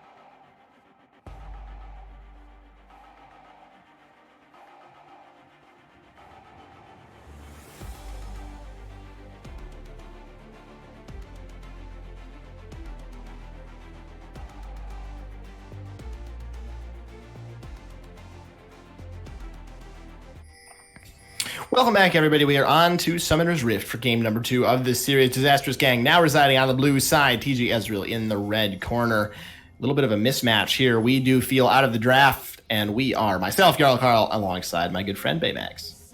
All right, Carl. We spent basically the entire champ select making fun of DG's team comp. Let's talk about how they can win, because every team comp has strengths. Some have more strengths than others. Some have more weaknesses than others. But every team comp has strengths. And I think Disastrous Gang's team comp, their strength is around the mid lane, around the Yasuo. Yasuo has a strong 1v1 anyway versus a Veigar. There's a room for Avatar to look to solo kill, maybe get fed in 1v1s in the mid lane. Also, I would expect Steel Assault to spend a lot of time around that mid lane. And once Avatar is level 6, a Q flash from Steel Assault basically guarantees that Big Fable is going to die. And Big Fable is basically never going to have kill pressure in that lane if the Yasuo is there, because the wind wall can always be used to stop that primordial burst from coming through. So the mid lane should be strong for Disastrous Gang. Then DG can get a mid lane lead, take it, roam across the rest of the map with it, take first dragon with it, take second dragon with it. If TG Ezreal try to fight you at that dragon pit, which they are likely to do, because keep it real, even though they don't have to fight over those objectives, this is a gold league, gold plat-ish, and teams tend to make those sort of mistakes from time. They'll get caught out. It happens. We saw it last game, a lot of skirmishing over the dragons. You can expect that to happen. I would be very surprised if TG Ezreal just give up those first couple dragons, especially since they have bot lane pressure, right? You have the Caitlyn Morgana lane. You don't want to give up early dragons if you got to keep more. You would expect to have pressure and expect to look for those. Speaking of the Caitlyn Morg, some heavy trading going very in favor of UGFL and Race Smash in the bot lane. But basically, Disastrous Gang, they can get a lead mid lane and they can snowball that to the rest of the map. I think that is a realistic way that they can win this game. But overall, if the early game is relatively slow, if TG Ezreal can keep it together for the first 5, 10, 15 minutes, then they should outscale ridiculously hard. I think you are going to want to flip the names on that one. It is Disastrous Gang on the blue side up against TG Ezreal on the red side. I am very sure of that one, sir. Take a look at... Go ahead. Okay. Actually, we don't have time for that. We got a gank in the mid lane coming through already. Big Fable flashing away as Avatar under the tower. It takes a lot of damage. But yeah, you can see the TGE tag there for Dolph. So they didn't swap sides. They did swap sides. They did. No. Okay, I don't know what's happening then. Did I have it wrong all last game? I don't think so. At least you said it right. I also don't think so. But I don't know what happened. Okay. Anyway, DG on the blue, TG Ezreal on the red. For this one, TG Ezreal with the 1-0 score line, as we might have some more ganks coming through in the mid lane. Looks like junglers are good. Steel Assault is on. Steel Assault is not in this game. He is. Oh no, he is. Okay, you're right. TG Ezreal's red side. Yes. I don't know. I'm sorry, I confused myself. But for this game, TG Ezreal is on red side, which means okay. Good. I'm sorry. I got all kinds of stuff. I'm getting it figured out. So far, relatively slow early game, which is good for blue side. Young Smooth Brain looking for a gank top lane. Dolph could be in a bit of trouble here. Absolutely could. Ooh, goes back in. Not the choice I would have gone with, as Dolph is in a real lot of trouble right now. Maybe gonna go for some kind of a teleport play, just dancing around the alcove. Oh, that's not the flash you were looking for, sir. First blood for the Rock. You know, if it's me, I'm gonna donate that kill to the Shen. But regardless of nice first blood picked up for Disastrous Gang, for DG in that top side of the map. And so far, not anything given away. This is the opposite of what TG Ezreal would want to happen, right? TG Ezreal are the ones that want to be finding these leads early, especially, and I would say particularly when Avatar hits level 6. When you have a Yasuo comp that when you do what TG have done and draft the Yasuo with a bunch of knockups to support the Yasuo, that composition wants to make picks and play around the Yasuo.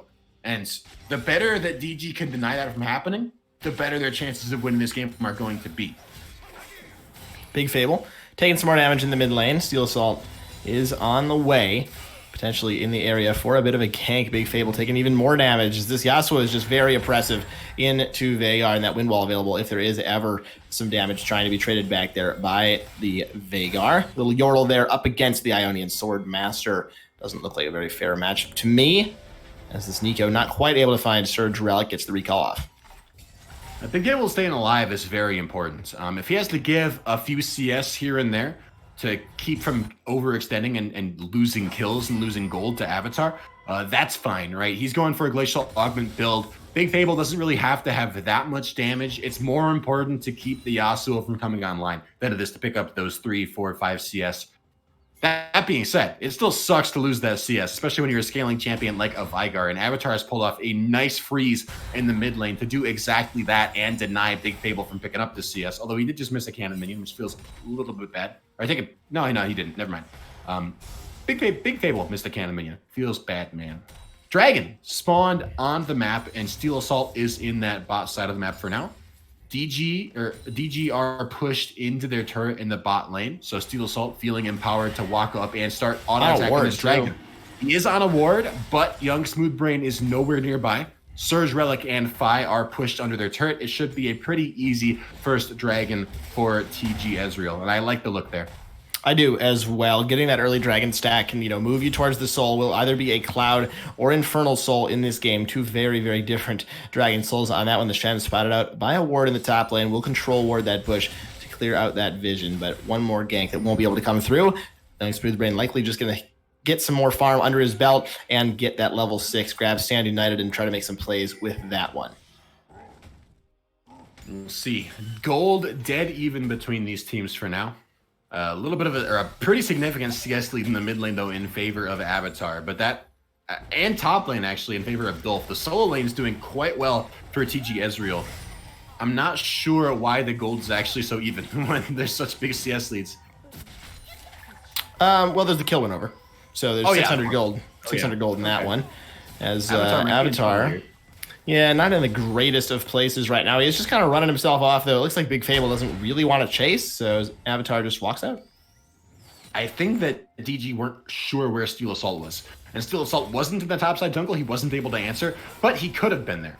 And that's key. And I think that's smart from DG. Again, you want to play to your strengths. You aren't strong early. You're waiting on ultimates. You're waiting on items. Wait for those items. Wait for those ultimates. You don't got to force stuff. You have the scaling 110%. Just play a little bit slower early. That's fine. That's exactly what they're opting to do. Although you don't want to play too slow. You don't want to get too far behind.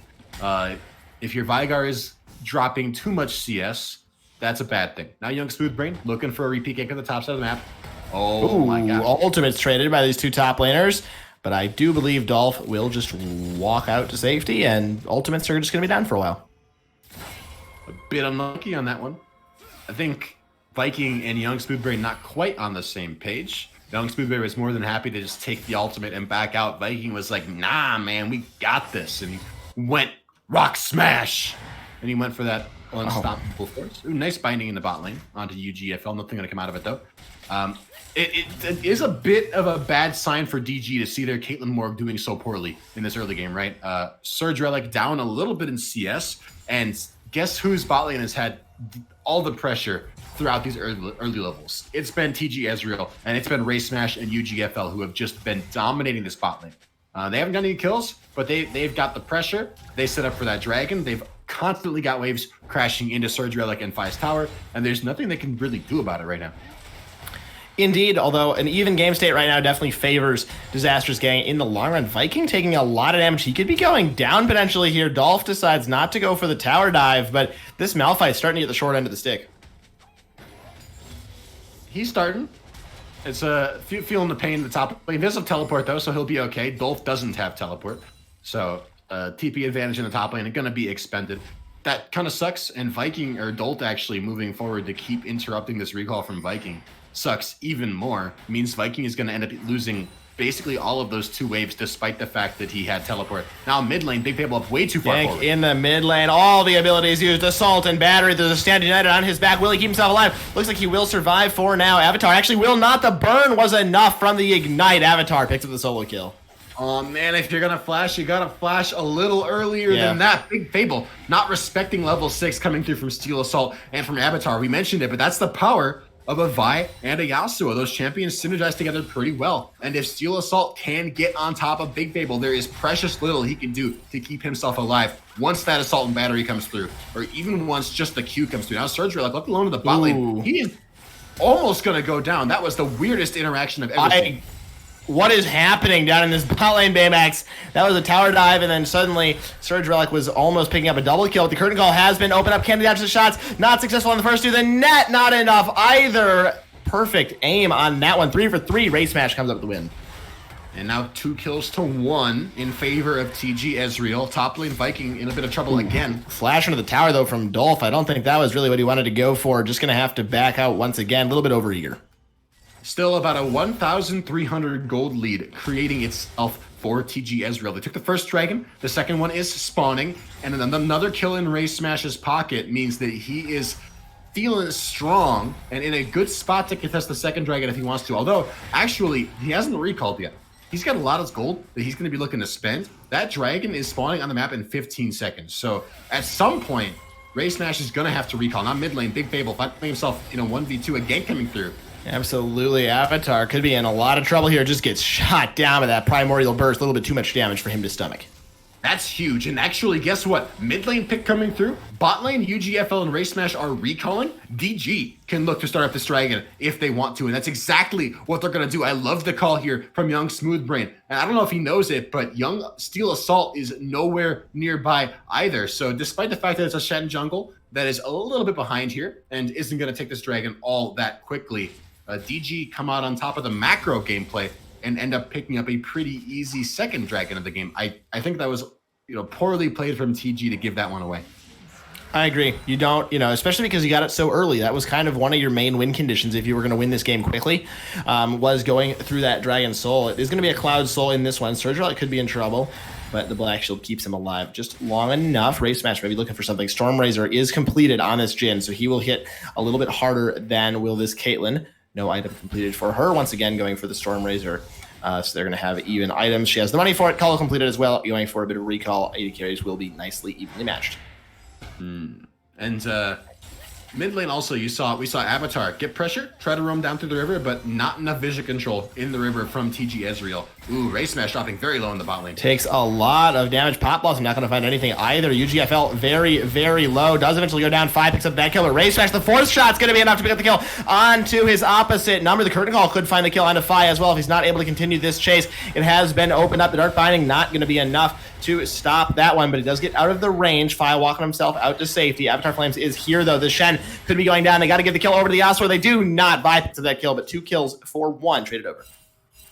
Yeah, definitely a win for TG Ezreal. Another kill picked up for Race Smash. This guy is going to be absolutely huge on this Jhin. Very difficult to deal with. And now Big Fable might be in danger of getting dove as well. Steel Assault does have Flash, and the Last Breath is available for Avatar.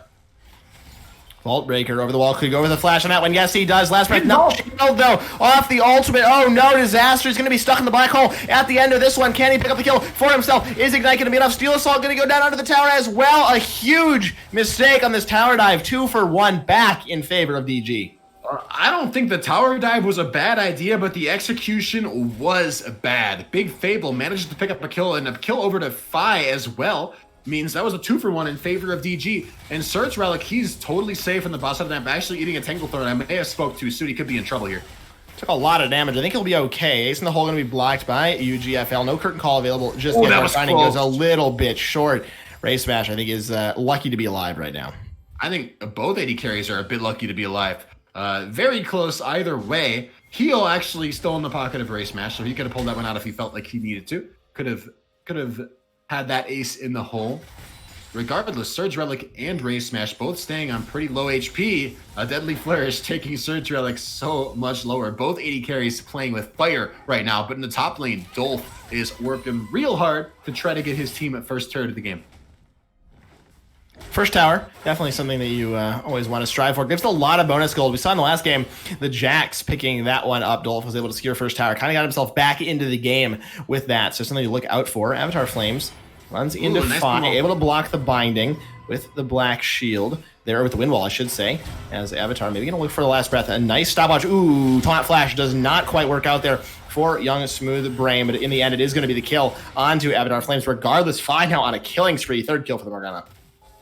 Third kill for the Morgana. Again, may have been a slightly better idea to give that one to the Thresh, or to the Shen. But honestly, out of all the supports to get 3 kills, Morgana's not that bad, right? She can do a lot with items.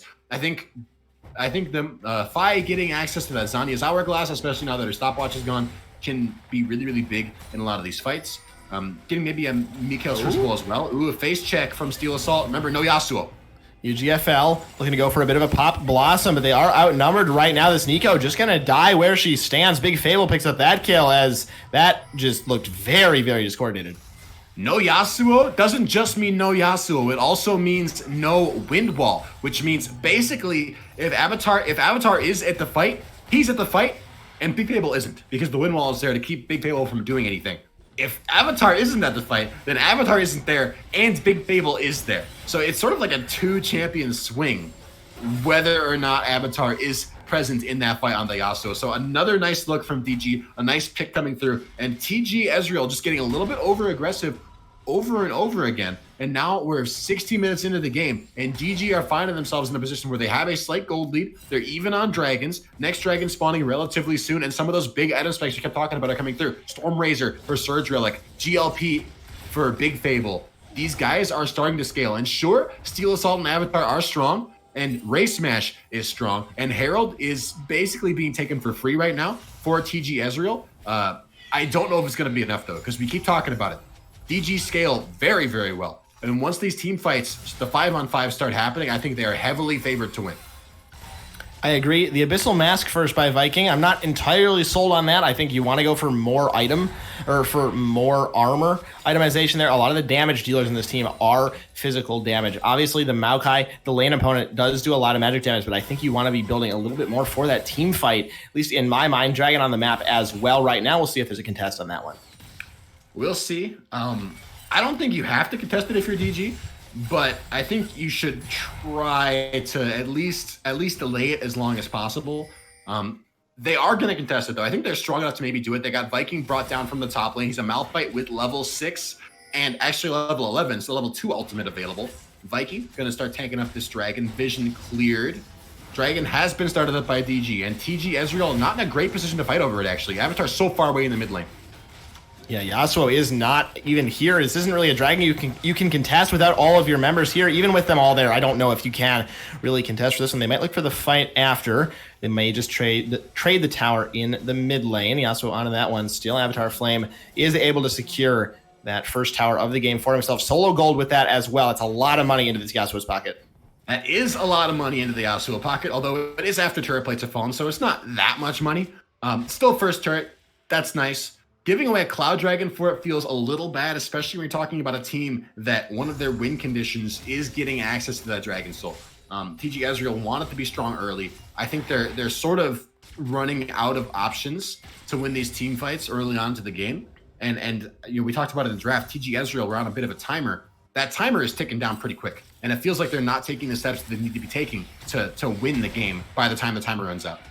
Dolph gets himself out of the black hole, but he could be in a little bit more trouble here. Teleport coming down.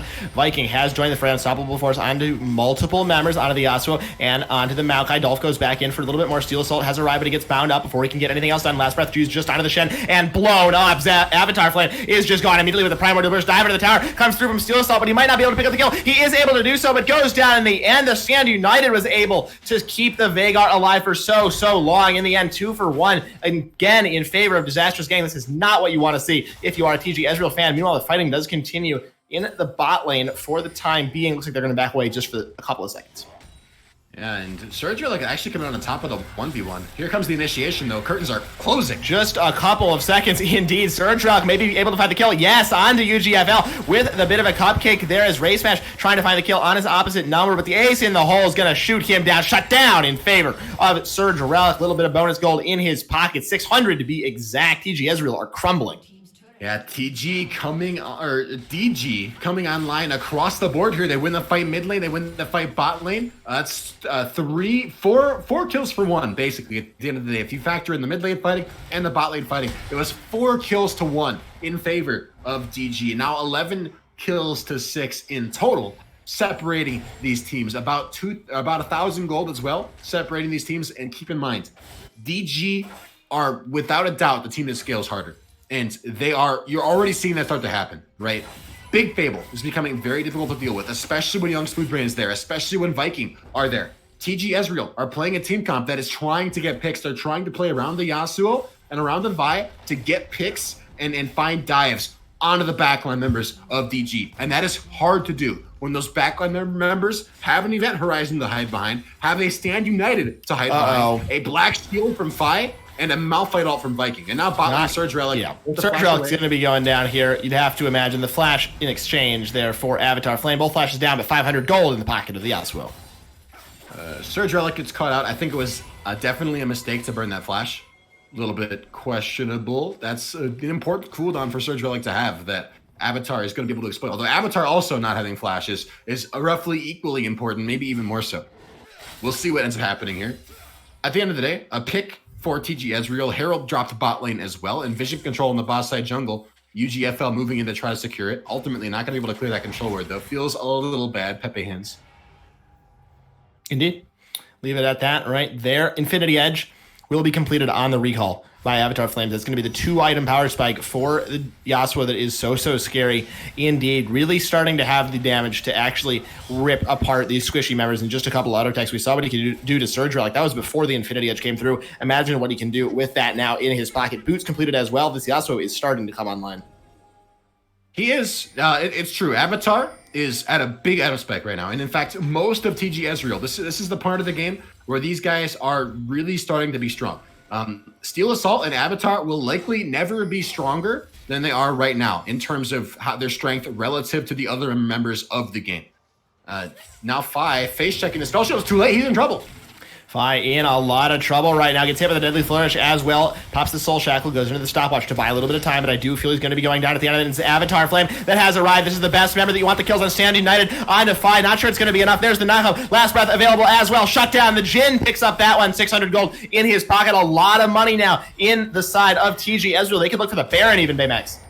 And just like that, DG sort of throw it all away. Honestly, that was just very greedy from Fi and very poorly mechanically played. That spell shield was just way too late. He should have been fine. He should not have been able to been picked there, but he was. And not only did he die, but Big Fable died. And like you said, TG Ezreal instantly turned eyes towards this Baron. I don't know if they can do it. It's taking them a fairly long amount of time. There's 3 members from DG collapsing on them as we speak. A Baron dropping to 5k, 4k, 3k. It looks like they will in fact be able to take it, but here comes the Malphite. Going really low. Malphite is in the pit, and here comes the Shen as well. He steals it. That goes over in favor of DG right now. A massive swing in this game. Maybe they've thrown it all away, but that steal might pull it back. A couple of kills are traded, 2 for 1. Both junglers and Viking do fall, but the Baron goes over for Disastrous Gang.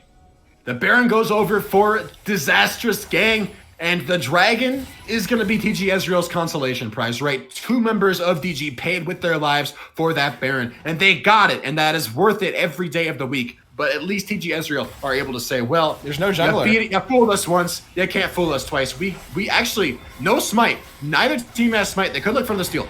No smites available. We might see the fight as well. Big Fable taking a lot of it. He steals it over the wall. Surge Relic comes up big for his team. They lose the Veigar, but that again is the trade you will take all day long. Both objectives stolen away from TG Ezreal. Oh my god, and that's just miscommunication from TG Ezreal. They should never lose that, right? They've got the 4th shot from Ray Smash to execute that dragon from about 1,000 HP. I didn't actually watch closely what happened, but that has to have been miscommunicated. Somewhere along the way, that didn't happen. And Surge Relic was allowed to last hit with, I believe, a Piltover Peacemaker. And just like that, DG, they lose out of the fights, right? They end up losing kill gold, but they get the Baron. They get the Dragon. And if you're talking about stalling out this game, they have just done that so very effectively, because now it is DG who have taken Dragon Soul points, right? They have their 3rd Dragon of the game. They are threatening a Dragon Soul of their own. They can chill for 10, 15, 20 minutes if they need to. Absolutely. This is not looking great for TG Ezreal right now. That was a huge swing in the game in favor of TG and then back in favor of DG after those objectives were stolen. I think that was probably the main win condition right now for TG Ezreal. They finally found a good fight. They got the shutdowns. They're going for the objectives, and then it all falls apart immediately. They are once again back on the back foot. Back on the back foot. I mean, they're still relatively strong right now, but there's just nothing they can do. Taunt over the wall. UGFL in a lot of trouble flashing himself. That I do not feel is a direction that's going to actually get you out to safety. Pops the Twin Shadows, and we'll go back to the Death Realm. Once again, the Death Chamber, I should say. I mean, on the bot lane, Ray Smash, Solo's pushing in a side lane on the Jhin. Both AD carries just sort of matching each other. A bit interesting. I think this favors DG because Ray Smash is, again, probably at a stronger point right now. He's got his rapid fire cannon. We're seeing an engage coming through from Dolph, but I don't think there's a lot of kill threat here. Oh, curtain call in the bot lane is going to get matched by an ace in the hole. The heal not enough. Surge Relic comes up big with that kill. Surge Relic, be a little bit careful here. Yeah, this is spell shield. The Cupcake Trap not going to quite land. Ray Smash, though, by the way, burn flash and heal in that bot lane 1v1. So I think him being stuck in the bot lane anyway is poor macro, honestly, from TG Ezreal. I think they should have been looking to team fight these last couple minutes, right? The Jhin is strong. Storm Razor, Rapid Fire Cannon Jhin, that is a ridiculously strong 2-item power spike. And he hit it initially before Surge Relic did, and it feels like TG Ezreal just didn't do very much with it. And from this point on, like, the Jhin scale's fine, but the Caitlyn is also going to scale pretty fine. Caitlyn's going to come down. Yeah, the Caitlyn probably scales better, and it's going to come down largely, I think, to Big Fable. And Big Fable has been playing pretty well most of this game. He's got his second Glacial Augment item finished. He's got Twin Shadows and GLP to keep him safe, although right now he face check. Almost got caster cursed in a big way from that one. Surge Relic, no last breath off that knock up. The taunt goes down straight onto the Yasuo as Avatar Flame just goes down immediately. Not the play they were hoping for. Dolph now just has to run for the hills. Is the Twisted Advance available before the Shadow Dash? It looks like it may well be with the Q going to go a little bit wide. Gets taunted up, able to dodge the Cupcake, but it doesn't make any difference, I don't feel right now. Ace in the hole comes through. Dolph will survive that one. Throws the Q back. He may actually escape. Shadow Dash is going to get him in range. Their young Smooth Brain picks up that kill. And just like that, DG, they took the Baron, they took the Dragon, and it seems like they've just won every fight since then. I think TG Ezreal's morale might be a little bit shattered. They're going a little bit too deep for fights that they honestly aren't looking favored to win. Now bot lane turret finally getting picked up in favor of DG. We are looking at potentially... I think DG... It's their game to lose at this point. They are really starting to outscale here. I would agree with that. I think they definitely would be favored, but TG Ezreal, honestly, I think have looked like the better team thus far in the series. I think they looked better in game one, and honestly, they looked fine in this game despite having a very lackluster draft. I think we can all agree on that, so I think there's still hope in this game for them. This teleport, a little questionable. I guess he's just joining the bush bait, but you can see that sometimes in Fog of War, so not sure that was really the call to make there. Well, we'll see. Viking has walked down with DG to help their carries sort of get this vision control. The problem for TG Ezreal is that if Viking or Young Smoothbrain are the ones that face check these bushes, they don't really have a way to kill them. Right? These tanks are very hard for TG Ezreal to deal with. They got a lot of armor. Randuin's picked up for both Young Smoothbrain and Viking. Really hard for Ray Smash or Avatar to deal with. That's a hard item counter for these guys. And now Sweeper coming through from Young Smoothbrain to clear out some of that vision. Dragon is about to spawn, and DG have arrived. Dolph takes a lot of poke. Viking looking to go in at any minute. Ray Smash, you're too far forward potentially. That could have been the engage. No flash on this Jhin. If Jhin goes down, surely the fight will be lost for TG Ezreal. A bit of poke from the ace in the hole. Event Horizon goes down. Dolph going to be the focus target actually onto the tank. Ray Smash trying to kite out in the backline. Last breath only onto the tank as well. These cooldowns are not going in the right place. A huge unstoppable force in the backline comes through. The Pot Blossom doesn't get basically anything done. A double kill. This Caitlyn is wreaking havoc. Surge Relic basically untouched. A triple kill now for the Sheriff of Piltover. She goes for 4. Can she go for more? A quadra kill for Surge Relic. Trying to make 5. The flash in the net. A beautiful combo and a beautiful pentakill for Surge Relic. Absolutely carrying his team through that fight. A beautiful play by the Caitlyn. Oh my god, it was sort of a close team fight, but again, it was just TG Ezreal. They can't kill the carries. They can't get on the back line from DG, or I shouldn't even say they can't get on the back line. Even when they get on the back line, that was honestly not that bad of an initiation from TG Ezreal. They had Steel Assault diving straight onto the back line, trying to find a kill on a big table, chunking him very, very low. And it was almost the pick that TG needed. But again, there's so many tools that DG have to kite out for their carries. They've got the Stand United from Smoothbrain. They've got the Spell Shield from Fi. They've got the Event Horizon from Big Fable. all these tools just came together to stuff any sort of a collapse from TG Ezreal. And meanwhile, Viking and Young Smoothbrain were totally fine on the front line of the fight. They dropped pretty low, but they were, at the end of the day, unkilled. And that may have been the last most important team fight and the biggest turning point between these teams, because I really think now TG Ezreal are going to struggle a lot to find any sort of a fight win. Surge Relic got so much gold off that Pinnacle. He's now got his 4th item picked up, Runedanc's Hurricane, and a BF sword on top of it. Big Fable is going to be close to his 4th item soon as well. It's becoming very difficult for TG Ezreal to find their way into these fights. 100% crit chance for Surge Relic right now, plus the BF sword. Absolutely no defense to speak of on this Caitlyn. I think potentially a bit of a liability. I would like to see some lifesteal with this last item. Probably either a Mercurial Scimitar to get out of the Yasuo ultimate or a BF sword would be my guess. Or a Bloodthirster, I should say. Obviously already has the BF sword. One of those 2 items, maybe a GA. I would not love to see a GA. I want to see some lifesteal for him in case he gets poked out by the Jhin auto attack, because one Jhin auto attack likely will take him down to about half HP. You want to be able to heal that one back up and not just have that GA at the end of the day. But we'll see what he goes for. Picks up another red buff there for himself and the soul. He is quite speedy on this Caitlyn. Let's talk about the Dragon Soul, because Dragon Soul has now been picked up for DG, and that means 3 Cloud Dragons equals a 30% increased cooldown reduction, which can mean that Surge Relic feels empowered to do stuff like that and just dump that ace in the hole whenever he wants to, because it's on a 42-second cooldown. That'll be up for next fight, no problem. The Malphite ult for Viking is on a 41-second cooldown. Good lord. That sucker is going to be available sometimes more than once in a fight. These guys, and he's not even level 16 yet, by the way. It's not even level 3 Malphite ult. It's level 2 Malphite ult. So it'll drop in cooldown even more when he hits level 3. 30 second Veigar ultimate? Yeah. 30-second Primordial Burst. Basically, that's kind of wild. Yeah, basically all of GG's ultimates are available and ready all the time. Which is not insignificant, right? The Stand United, I think, is the most important thing. Stand United on a 64-second cooldown. Once a minute, Young Smoothbrain can bail out whoever he needs to, basically. That's huge. And it's a huge shield. That's everything. Yeah, the shield is massive. 800 shield is the max health. That's, that's almost half the health of Caitlyn, if he's able to get the max shield off onto Surge Relic, who did go for the GA that I was hating on, so we'll see how that works out for him. What do I know about Caitlyn, I guess, on this one? But it will be the red buff over for Ray Smash. He's probably the only one that can actually carry his team right now. He's on 3.5 items. He just needs to stay safe, and the Malphite ult in that last fight just completely ruined him, and then the Caitlyn caught up and shot him down with that net headshot. So I don't know what he does. How does he get through the tanks? I don't hate the GA. I think the only way TG Ezreal can win a fight is by dive bombing a carry.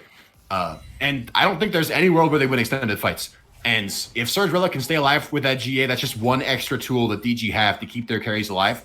And that could make the difference in the fight. I kind of like the GA. Okay. I actually am not hating it the more I think about it. I think probably if I was in this game, I would have gone GA all the time. And if I was casting the game, I would want to see lifesteal, because I'm biased toward lifesteal because it's my favorite stat. So I don't think the GA is bad. I think there could be problems if this Caitlyn gets poked out of her not being able to heal. Because like one Jhin auto attack will take her down to about half HP versus that burst coming through in a team fight where the GA might save her. So I think there's kind of different scenarios that each item would be helpful for. But I don't think the GA is a bad team fighting option. And with the Baron up, I imagine the next time she's in any danger will be that next team fight. Got ace in the hole over and over and over again. Hitting pretty hard, not ridiculously hard. Gonna be healed up from Ray Smash in a little bit. He's got that fleet footwork to keep himself topped off. But now Baron, second Baron, has spawned onto the rifts, and Dolph, face checking a bush, might find himself caught out here. Face checking a bush, not what you want to be doing, but you are a tree, and trees and bushes do get along, so everybody's okay. Everybody's okay for now. But TG Ezreal, no vision on the Baron. They should be very afraid that DG are going to start this objective up and win the game off in mid lane. Here we go. Surge Relic getting jumped on this GA. Will it keep him alive for long enough? Doesn't matter if he has a GA or if he has more lifesteal in that situation. He's going down. Vault Breaker, is it in time? Pot Blossom. Surge Relic tries to get himself away. Stand United on his back. Will it arrive in time? It will arrive in time, but not to keep him alive. He goes down in the end. The Caitlyn out of this fight as well. Now they're going to be the focus target. One more auto attack could take them down, but flashing over the wall to a bit of safety. Steel Assault running a bit of interference in the front. Ray Smash got to reload. Need more bullets in the chamber to try to continue fighting. fighting in this situation. He does not have the lifesteal or the armor shred, I should say, really to get through these tanks, even with the Lord Dominic's regards back in on to Viking, who's so tanky. Takes a whole clip. The 4-star on the young Smoothbrain could be enough, but he throws it onto the Veigar as well. Now it's the Event Horizon, keeping this Jhin Sun up. Will he be going down? No, he will not. Dancing Grenade doesn't quite find the kill. Race Smash picks up one. Curtain Call is available. Who has the ticket? Who's going to be going down? The block comes through from Viking as the shots don't quite connect. Dolph now could go for a bit more of a re-engage the support on the Nico. Very, very low throws in this one. Primordial Burst gets back off cooldown. These ultimates are coming back up. Viking does have his back available as well. Big Fable now on a Rampage, able to pick up the kill. The shutdown comes through though in favor of the Jhin once again, and the push in the mid from the Yasuo at the same time. The recalls are being channeled now by Viking and Fi. They've got to get themselves back to the base, or they could be losing it all. But this turret is now finally under fire by Avatar. I don't think he'll be able to take it down. Jin's on the way, but he's so low. Surge Relic, one ultimate maybe could take down Race Smash. They've got to back themselves away. This is not a situation you want to find yourself in. Yasuo gonna get knocked up. Race Smash kiting himself away, but he's so slow. The shutdown comes through for the Caitlyn. The Yasuo is gone. The Jhin is gone. They've thrown their fight advantage away as Baymax. This game is going every which way. Every which way is an understatement. That was a great look from TG Ezreal to try to find a pick on a Surge Relic, but ultimately, after a ton of back and forth fighting, they pushed their advantage just a little bit too far and reached just a little bit too far, and they are going to get punished for it. Oh, Carl, are they going to get punished for it? Elder Dragon going to get picked up for DG. Almost certainly Baron as well going to go over into the pockets of DG. I actually don't like that DG took Elder Dragon first. Elder Dragon doesn't last very long. The buff only lasts for, 2 minutes? Something like that. Baron lasts for much longer. Baron lasts for twice as long at 5 minutes. So if you take Elder first, the time that it takes for you to walk and get to the Baron, by the time you go to Baron, take the Baron, reset, spend your Baron gold, the Elder is basically gone. In my mind, almost always better to go for that Baron first and then switch to the Elder. But if you have the Elder Dragon for the Baron fight, then you basically can't lose the Baron fight. So either way, it can work out. I don't think there's going to be a Baron fight because there's really no way for Ezreal to get into the pit. Going to get picked up by a Dark Matter from Big Fable Baron going over to DG. Indeed. I believe the Baron buff is only 3.5 minutes, not 5 minutes. So it's 3.5 minutes on the Baron, 2.5 on the Elder buff. But the push in the mid is going to be quite strong regardless. They have both buffs. It should only take them one fight to win the game. Either way, it's longer. The point still stands. Although, like you said, both buffs, Elder Dragon's still going to be in the pockets for a long time. And now TG Ezreal, their backs are against the wall. They're trying to defend their inhibitor turret. Finally, DG are looking to break open their mid lane inhibitor and really try to put the pain on TG Ezreal's base here. Look at the flank, though, from Avatar.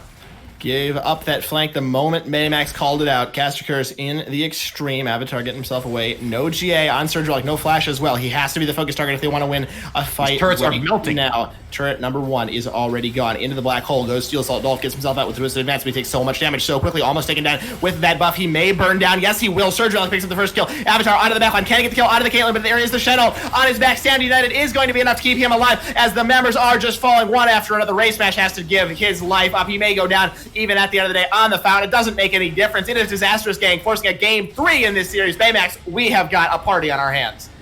We've got a big-time party on our hands. DG come back and win the game, but honestly, TG Ezreal, we talked about it over and over again. I don't like the draft. I think they actually didn't look that bad on it overall.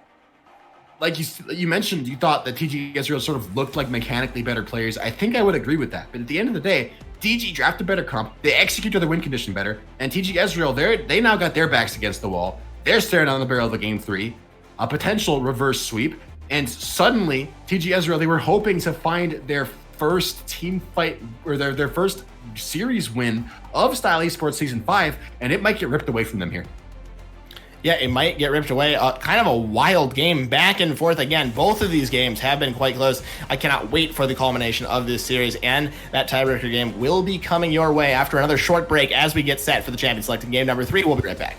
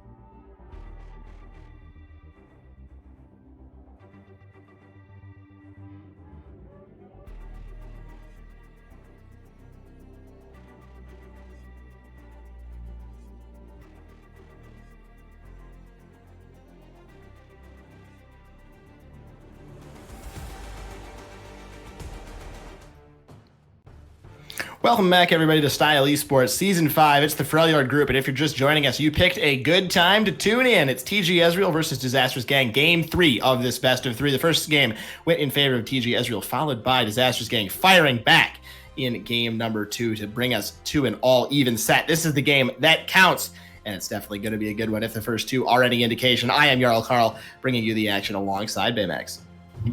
Oh, excuse me, my microphone tipped over there. I got too excited. Keep in mind, both these teams are currently fighting to try to get their first Style Esports season win on the board.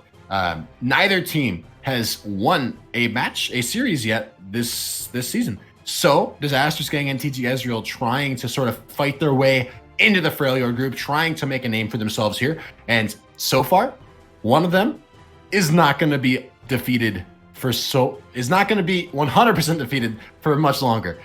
We got the first pick coming through here in Ashe. We've seen heavy AD carry priority on both of the first two drafts from the first two games. Nothing has changed so far. The Caitlyn banned away. The Jhin still on the table. Could get picked up for a GG as an answer. Could also go back to that AD carry from game 1 and pick up the Ezreal. Ezreal still open, and looks like we gonna see the hover anyway. Could end up getting locked in here.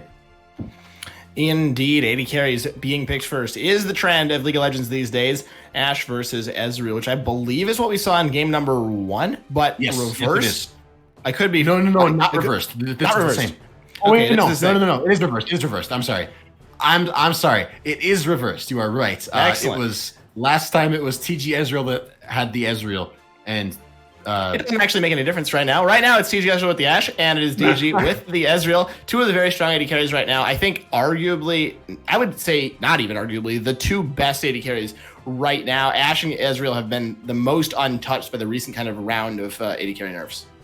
Yeah, I feel like Ezreal was like really strong, and they nerfed him like a little bit, and then suddenly like Aphelios and Ashe and Caitlyn were better, and so they didn't nerf Ezreal anymore. But like since then, Aphelios and Caitlyn and everyone else have been nerfed a lot, and Ezreal has just sort of been chilling like very like a solid S- A+ tier, and nothing's really happened.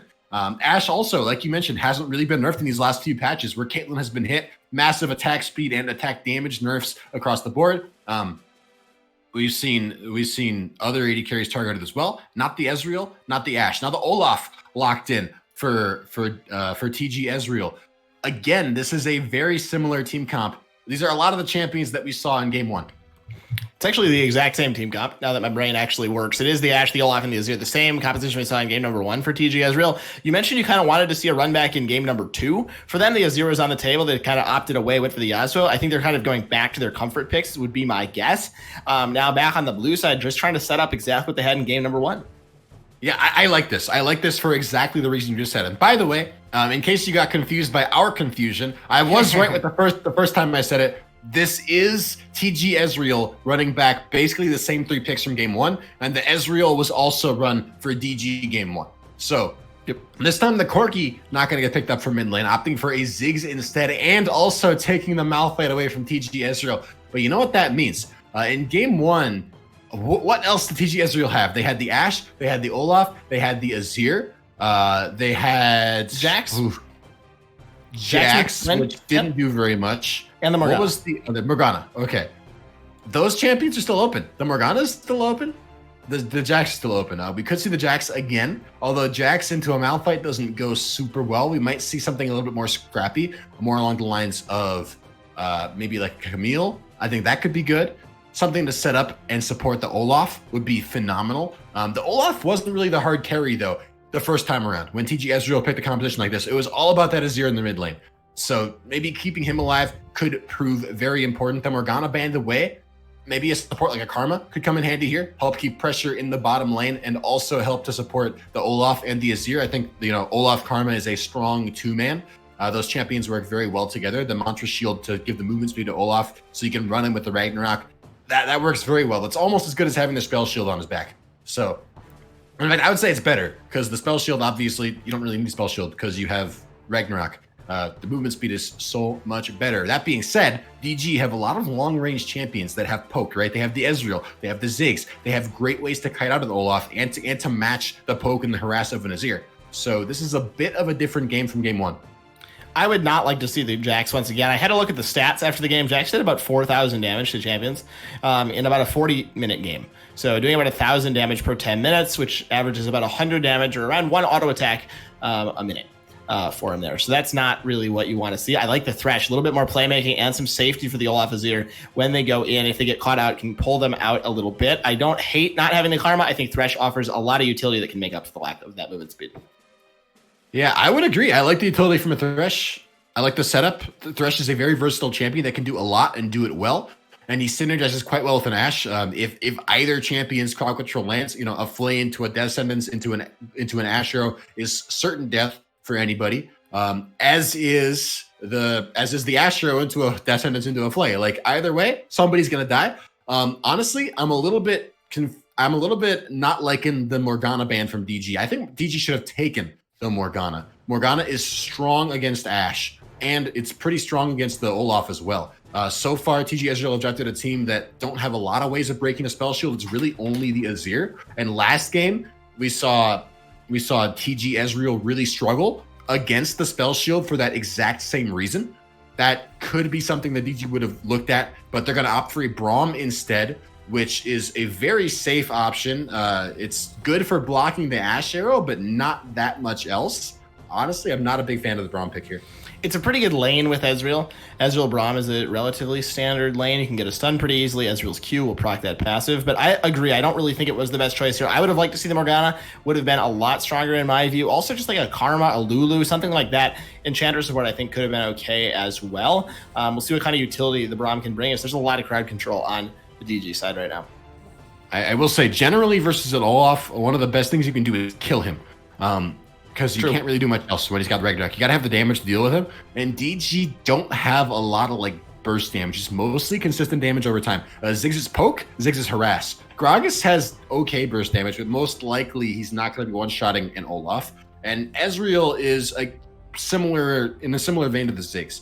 He's poke, he's harass, he's siege. He's not great at quick skirmishes, which is where the Ashe and the Olaf and the Thresh and the Set all thrive.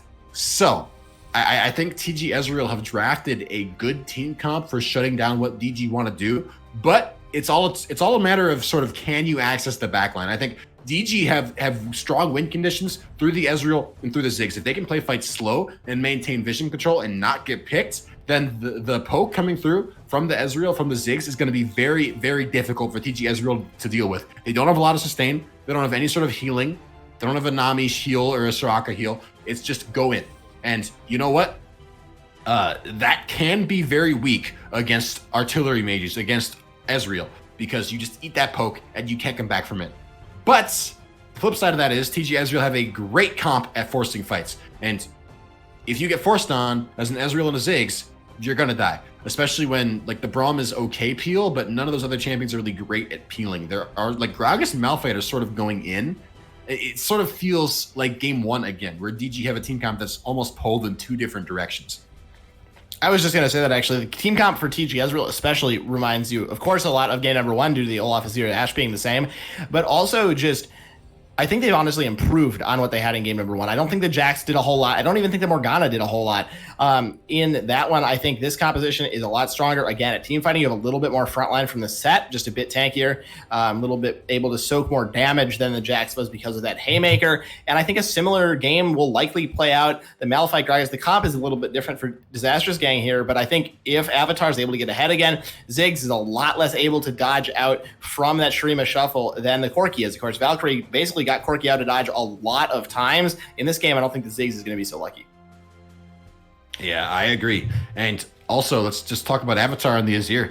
He looked crazy in game one. He looked really, really good. And I see no reason to think that he wouldn't look good in this game also.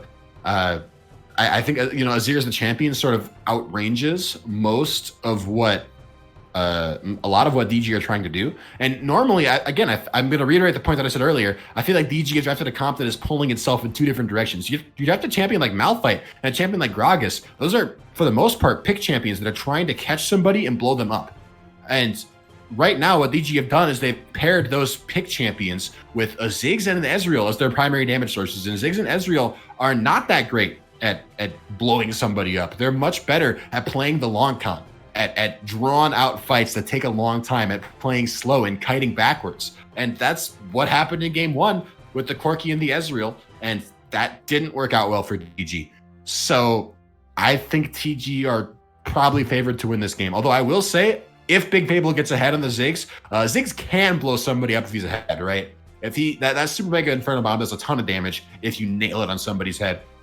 His bouncing grenades do pretty good damage also, but if he's not ahead, he's not killing anyone. Why it is so hard to separate Ziggs ult from Jinx ult, I do not know, but it's very hard to separate Super Mega Death Rocket and Mega Inferno Bomb. Why? I think I just put them together. I think I just said Super Mega Inferno Bomb. It's really easy to do that, or just pull one adjective from the other one. So thank you very much to whoever came up with those ability names and didn't think of us casters that would have to cast it 5 years later.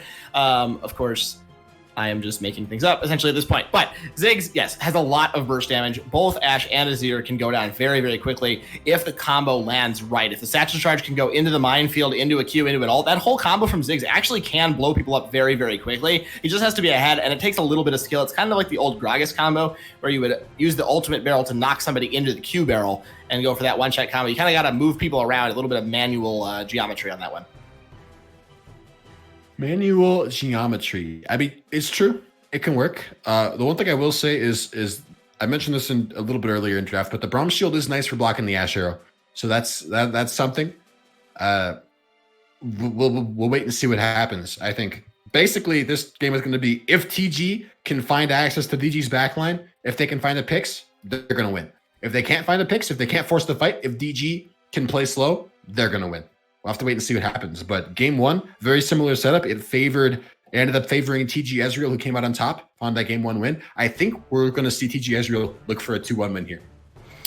I would agree. Based on team comp, that is what I would say. And we've had 2 fantastic games. I hope that we have one more. The tiebreaker game is coming up in just a couple of minutes while we step aside to load onto the Rift. We'll be right back.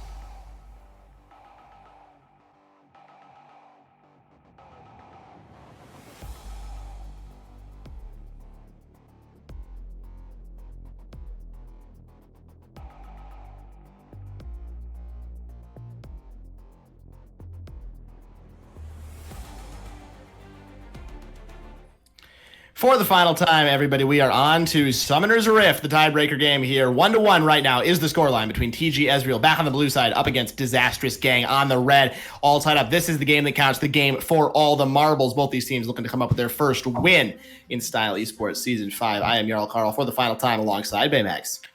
Yes, that is all 100% true, Carl. And moving into this game 3, we're seeing team compositions that are very reminiscent of game 1. And remember, game 1, it was TG with a very strong scaling comp that had the Ashe, that had the Azir, that had the Olaf, and they smashed. They looked very good, especially post 30 minutes. And this time around, DG, they're trying a few things different. They got the Ezreal. They swapped out the Corki for a Ziggs. They swapped out the Hecarim for a Gragas. They're making some changes. They're trying to get proactive, but overall, they gave Avatar his Azir again. That's a little scary. I'm thinking TG, they have, I like their team comp more. Not only because I like the team comp more, but also because I like Avatar's Azir so much. I am looking at him to be a primary carry for this team as we move later on to the game. But right now, we're still early. Right now, minions are just only now crashing. Camps are just only now spawning. And we are looking towards Steel Assaults and Race Smash and Dolph and UGFL to be the playmakers early on in this game. I have not seen this man's Thresh, but Thresh is a champion that sets up so well for basically everything that TG have. Honestly, big shoes to fill in the pick. I'm super excited to see what TG can do with this comp. Absolutely. The main carries, game number 1 and game number 2. Avatar popping off in the Azir in that first game. Surge Relic, the pentakill on the Caitlyn, a very hype moment in the last game. And he did well on the Ezreal in game number 1 too, just wasn't quite able to come up with the victory there for himself. See if that is any different here in game number 3. The one that finally does count. The Ezreal Braum lane, I think, can go toe-to-toe with the Ashe and the Thresh if they are able to find the right engage. Olaf now on the bot side has not done a full clear, just a couple of camps, maybe looking for a gank. Maybe looking for a gank. Olaf is strong early, especially if he can land those undertows. And so far, he has not been spotted on a ward, but bot lane wave is slow pushing into Surge Relic and Fi, which means they should be safe as long as they play reasonably safe, which they are. So Steel Assault forced to sort of sulk back out of river, go to his Raptors, ended up wasting a decent amount of time there. Ended up losing a bit of time for himself.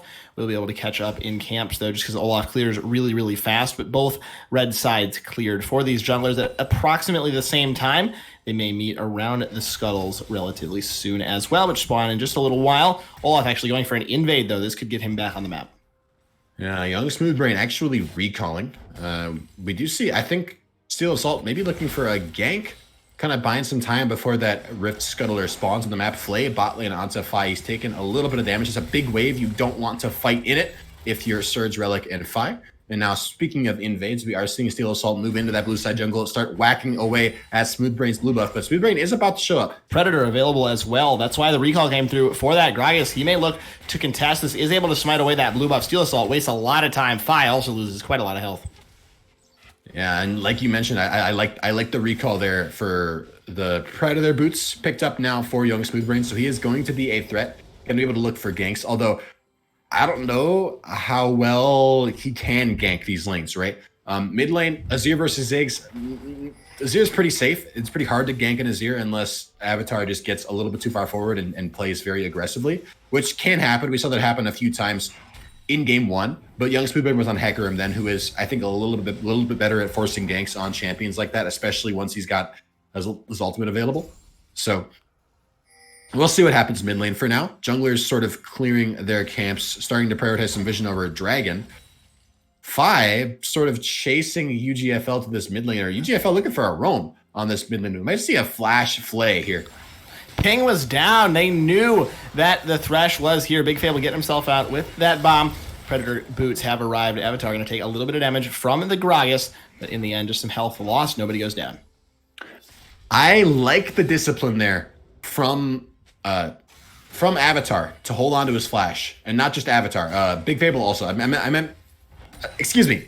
I like the discipline from Big Fable to hold on to his flash there. He knew that Avatar and UGFL did not have the damage to take him down. He said, I don't have to be that afraid. I've got Young Smoothbrain running up. He's got Predator. Won't be too long until he gets here. I am safe. And now it was actually a summoner spell advantage in favor of DG, because they ended up getting UGFL's flash under turret. A flashless Thresh is so much less scary, right? If Thresh has the ability to flash flay you, that's a guaranteed crowd control into a hook, into a box or an Asher or whatever else is following. If there's no flash, it is much harder to lead with the flay. You've got to lead with the death sentence instead, which is much less reliable. Now looking top lane, Dolph and Viking duking it out, but it's a 2v1. Both top lane is very, very low. Haymaker takes Viking down to about 5%, and Avatar comes in. First blood for the Azir. I like that. I like that a lot. Not only does Avatar react to the gank and teleport to save his top laner, but he gets himself a free kill. And we saw in game 1 what this man can do on Azir with a few kills under his belt. Not only that, by the way, but young Smoothbrain did show top lane. So TG knew that he was there. Steel Assault runs down to the bot side of the map, says, hey, Surge Relic and Phi just recalled. No teleport in the Ezreal this game. He's got heal instead, which means he can't get back to lane. Let's take this dragon. Steel Assault starts up that dragon. Young Smoothbrain nowhere nearby. Big Fable just recalled. Surge Relic just recalled. Easy first dragon picked up for TG. Indeed, and that's what you want the Olaf to do in the early game, is come up with those early jungle objectives. The first dragon taken very quickly. Ocean Dragon will be the second one. We'll see if TG Ezreal is able to start stacking these dragons up. We've seen the souls go very, very late in each of these games. Maybe this third game is finally the time that we see one of those souls come in early. See one of those early souls? Maybe. Although, if history is any indicator, these guys are probably going to trade dragons back and forth as if they were like trading cards or or something that you trade. Because these guys, they like to trade dragons. They like to give dragons for other stuff in the map. They like to take turrets instead and prioritize other objectives, which can be fine. And it cannot be fine. Sort of depends on the situation. I think in this case, both teams scaled pretty well, and it comes down to personal execution in my mind as to who can actually win later on in the game.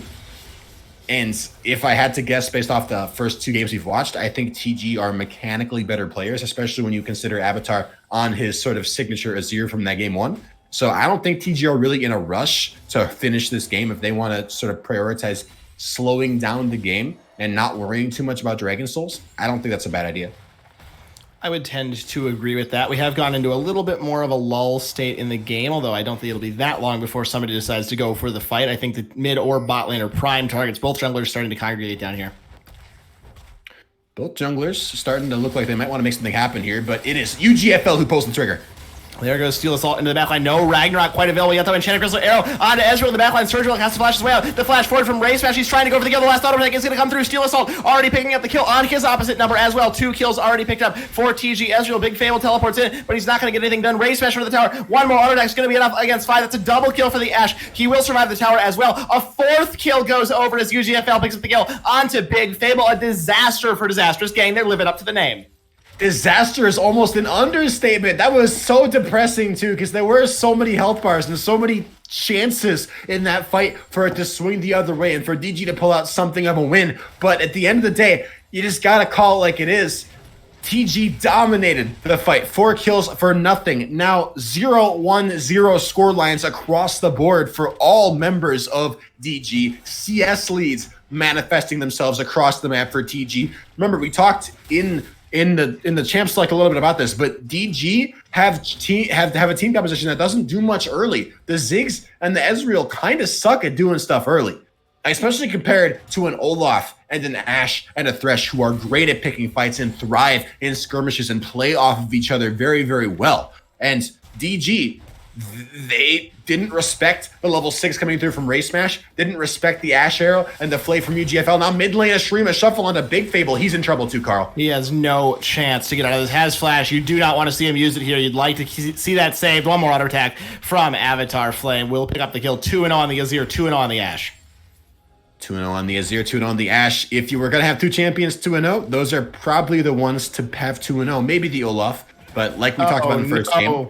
Fi stops the recall. This is not the place you want to be if you're Surge Relic. He's saying, Fi, why'd you lead them to me? The Braum can do nothing but watch as Surge Relic's show is going to be stopped. The Haymaker picks up the kill. Dolph getting on the board. 7-0 now. Carl, we are not even 10 minutes in yet. Almost 10 minutes in. The gold lead for TG is 5,000. That is absurd for this early in the game. And the first 2 matches that we watched these teams play, the gold early game between the teams was pretty even in both of them. There were pretty even early games across the board in game 1 and game 2.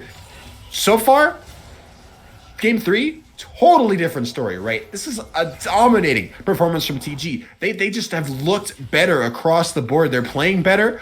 They're playing to their win condition very, very well, right? They're playing to their win conditions well. They're using their resources well. The Astros have been on point from race match. UGFL has been crazy with some of these plays, some of these death sentences. The teleports from Dolphin Avatar have been proactive. I have loved them to get these easy early kills and collapse in the map. And always, the entire time, TG across the board have had lane priority, top lane, mid lane, and bot lane, which is I think not necessarily unexpected, but not necessarily expected either. I think mid lane is close as to who should have lane priority. I think that's basically a skill matchup. Bot lane, you convinced me also in Champ Select that could be a skill matchup, that the Ezreal Braum is a pretty strong combination that can do well. But so far, TG are dominating the skill matchup as Avatar looks for another solo kill mid lane. Big Fable's getting solo killed right now. Avatar able to pick up that one for himself. Should be able to extricate himself as well. Steel Assault has arrived. Viking now has to run for the hills as Young Smoothbrain joins the fray. The flash fails. Avatar, I should say, able to get himself out very nicely with a little bit of a shuffle past that Garagas barrel as somehow everybody gets out for TG Ezreal. They are just continuing their dominance, and it may not be over yet. Ooh, it's not over yet. So Arrow, Avatar Flame picks up another kill for himself now to Rampage 4-0 as Baymax, we are 12 minutes into a perfect game.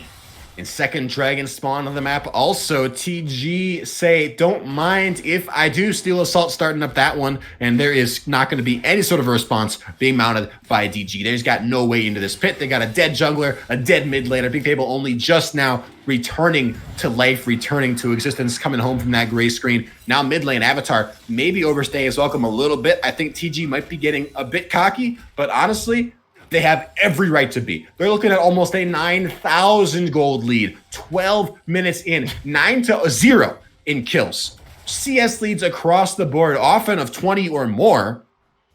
Dragons, Herald hasn't been picked up yet, but you got to imagine it will be soon.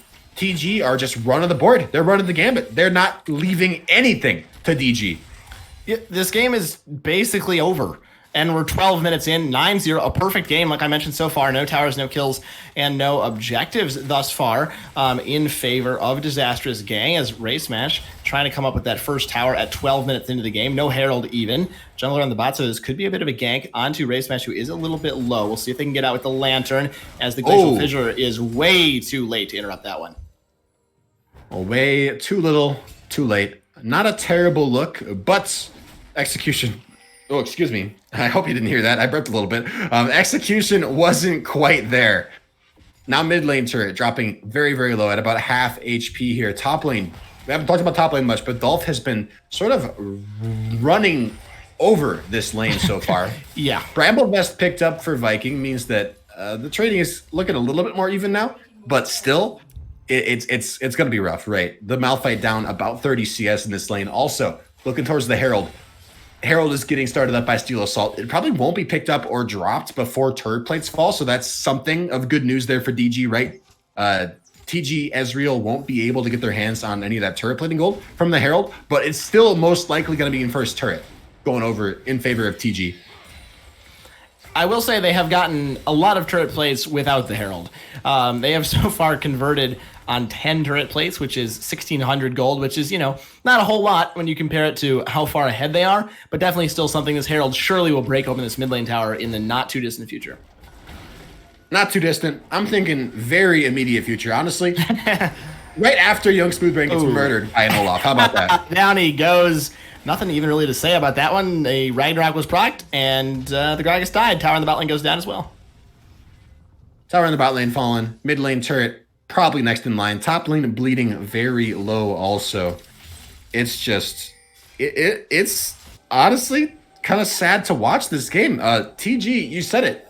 The game is basically already over. 10,000 gold separating these teams. Nearly 10,000 gold. Actually, the gold gap looks like it's closed a little bit. I'm not even really sure how, but maybe it's still a monstrous mountain for DG to climb. And they're doing it against a team that probably outscales them to begin with.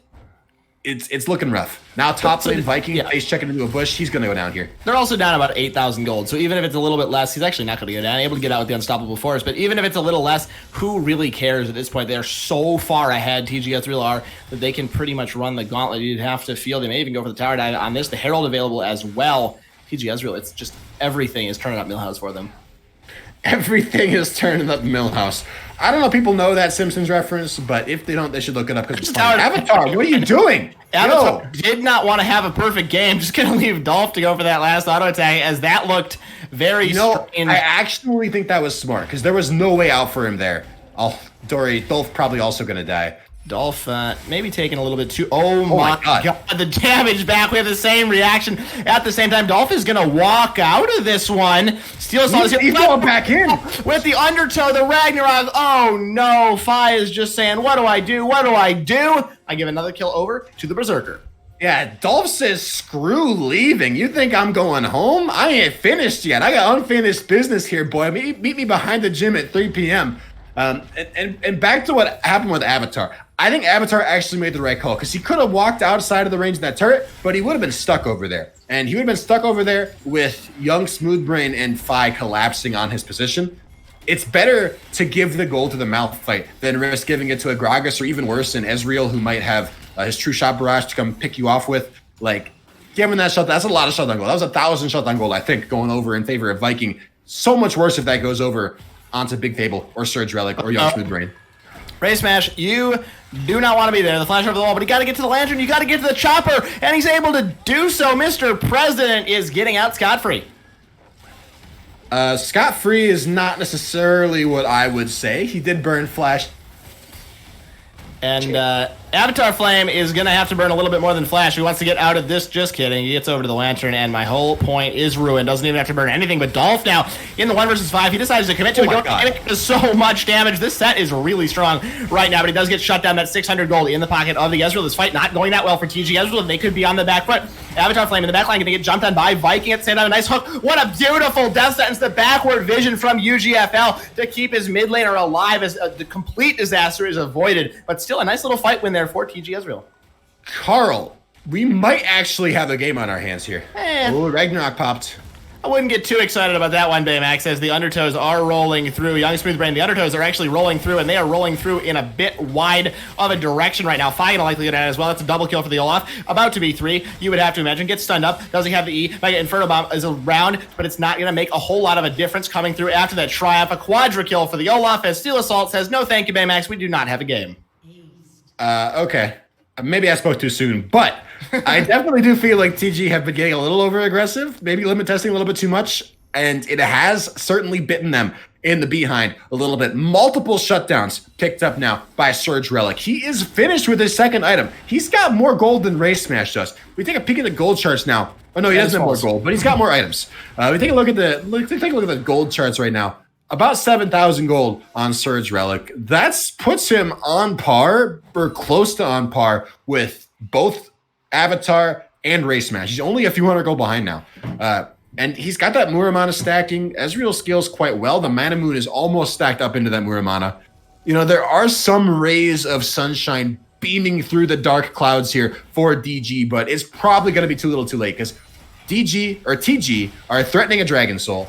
They are threatening almost to end the game outright. They've got a 10,000 gold lead for themselves. Yeah. Baron hasn't even spawned yet. They're pressuring this top lane turret, although they are doing it short 2 members. This could end up being a 4 or even a 5v3 very quickly if TG aren't careful. Could be the fight very quickly. I think there are rays of sunshine on their faces, but I do think also, like Bilbo, they cannot see their way out of the forest right now. Sure, you're getting a couple of kills back, but how do you actually turn that into a win in this game? Mega Inferno Bomb goes a little bit wide. That tower is there to provide a little bit of support as well as this fight may commence. A little bit split right now. 2, 1, and 2 right now are the two little splits. They're hooking to Big Fable, though. He is just going to get blown up right away by Ray Smash. There's the Zeke's convergence on him as well, doing so much damage in this fight. There's a fight in the mid and in the top, but it's a double kill now for the Ashe. Olaf starting to run over everybody. Steel Assault on Defy as well. The top lane, the dive did not work out. Diving Azir Towers does not end very well very often, especially if you are this far behind. The gold has ballooned up to 12,000 right now. 3 members are dead. Nobody was lost for TG Ezreal. A dominating performance. Baymax, I don't know if they can end, but they're getting pretty close. 10-second net timers. There's pretty good wave clear from Big Fable and from Surge Relic once these guys are back online again. So I think your intuition is correct. These guys cannot end the game just yet, but they can do almost everything but. Mid lane inhibitor maybe going to fall here. Top lane inhibitor maybe going to fall. Viking looking like he might want to pick a fight. Dolph could be caught out here. Dolph gonna be going down. Big Fable able to pick up that kill. Steel Assault, no Ragnarok quite available. He could be going down here. Does finally get that, and the Lantern finally clicks on it in time, gets himself out. You know, for a second when I saw the Lantern, I saw the Ragnarok, I had a heart attack, and I was like, wait a minute. Can he click a Lantern if he's in Ragnarok? Is it like Blast Plant? But it's not like Blast Plant. You can click the Lantern, and Steel Assault manages to get himself to safety there. Right now, TG, they trade 1 kill back, but they lose their top lane inhibitor. They lose their mid lane inhibitor turret. They are licking their wounds big time. Staring down the barrel of a 12,000 gold deficit. Next dragon spawning soon as well. We are looking at, if I can take a look at the objective timer here, about 2 minutes and 20 seconds on a potential, almost guaranteed Cloud Soul going over the TG Ezreal. And this is a situation that almost no one wants to be in. No, this is virtually unwinnable right now for Disastrous gang. Obviously, you continue to play on, but you know, what do you do if you actually want to win this game? It has to be the Ezreal. Mermana completed. He has to be the carry in this fight. I just don't think he's going to be able to put out the damage in time. There's too many ways for TG to access that backline, I think, right? Between Ray Smash's arrow, UGFL's flays and hooks, just Steel Assault just being an 8-0 Olaf just running. Like, there's too many ways for Surge Relic to die. And there's too many other damage sources that are putting out too much more damage than Surge Relic is, right? If you're Surge Relic, you're trying to basically be the DPS for an entire team. And you're trying to do more DPS than a Fed Azir, a Fed Olaf, and a Fed Ashe, and a Fed Set. Like, it's not going to happen. It's almost for sure not going to happen. The one strong suit that DG have is long extended fights, but they cannot find them. Big Fable not going to be around for any sort of a fight, long, extended, or otherwise. Tower goes down, the Ziggs off the map, and with it goes a lot of the wave clear for this side. The push in the bot lane can continue a full wave of minions with TGE. TG, they aren't even looking to wait for the Dragon Soul. They say, we're about to take the rest of your base. We're coming back for what's left, and there's nothing you can do to stop us. TG, Ezreal, looking for more.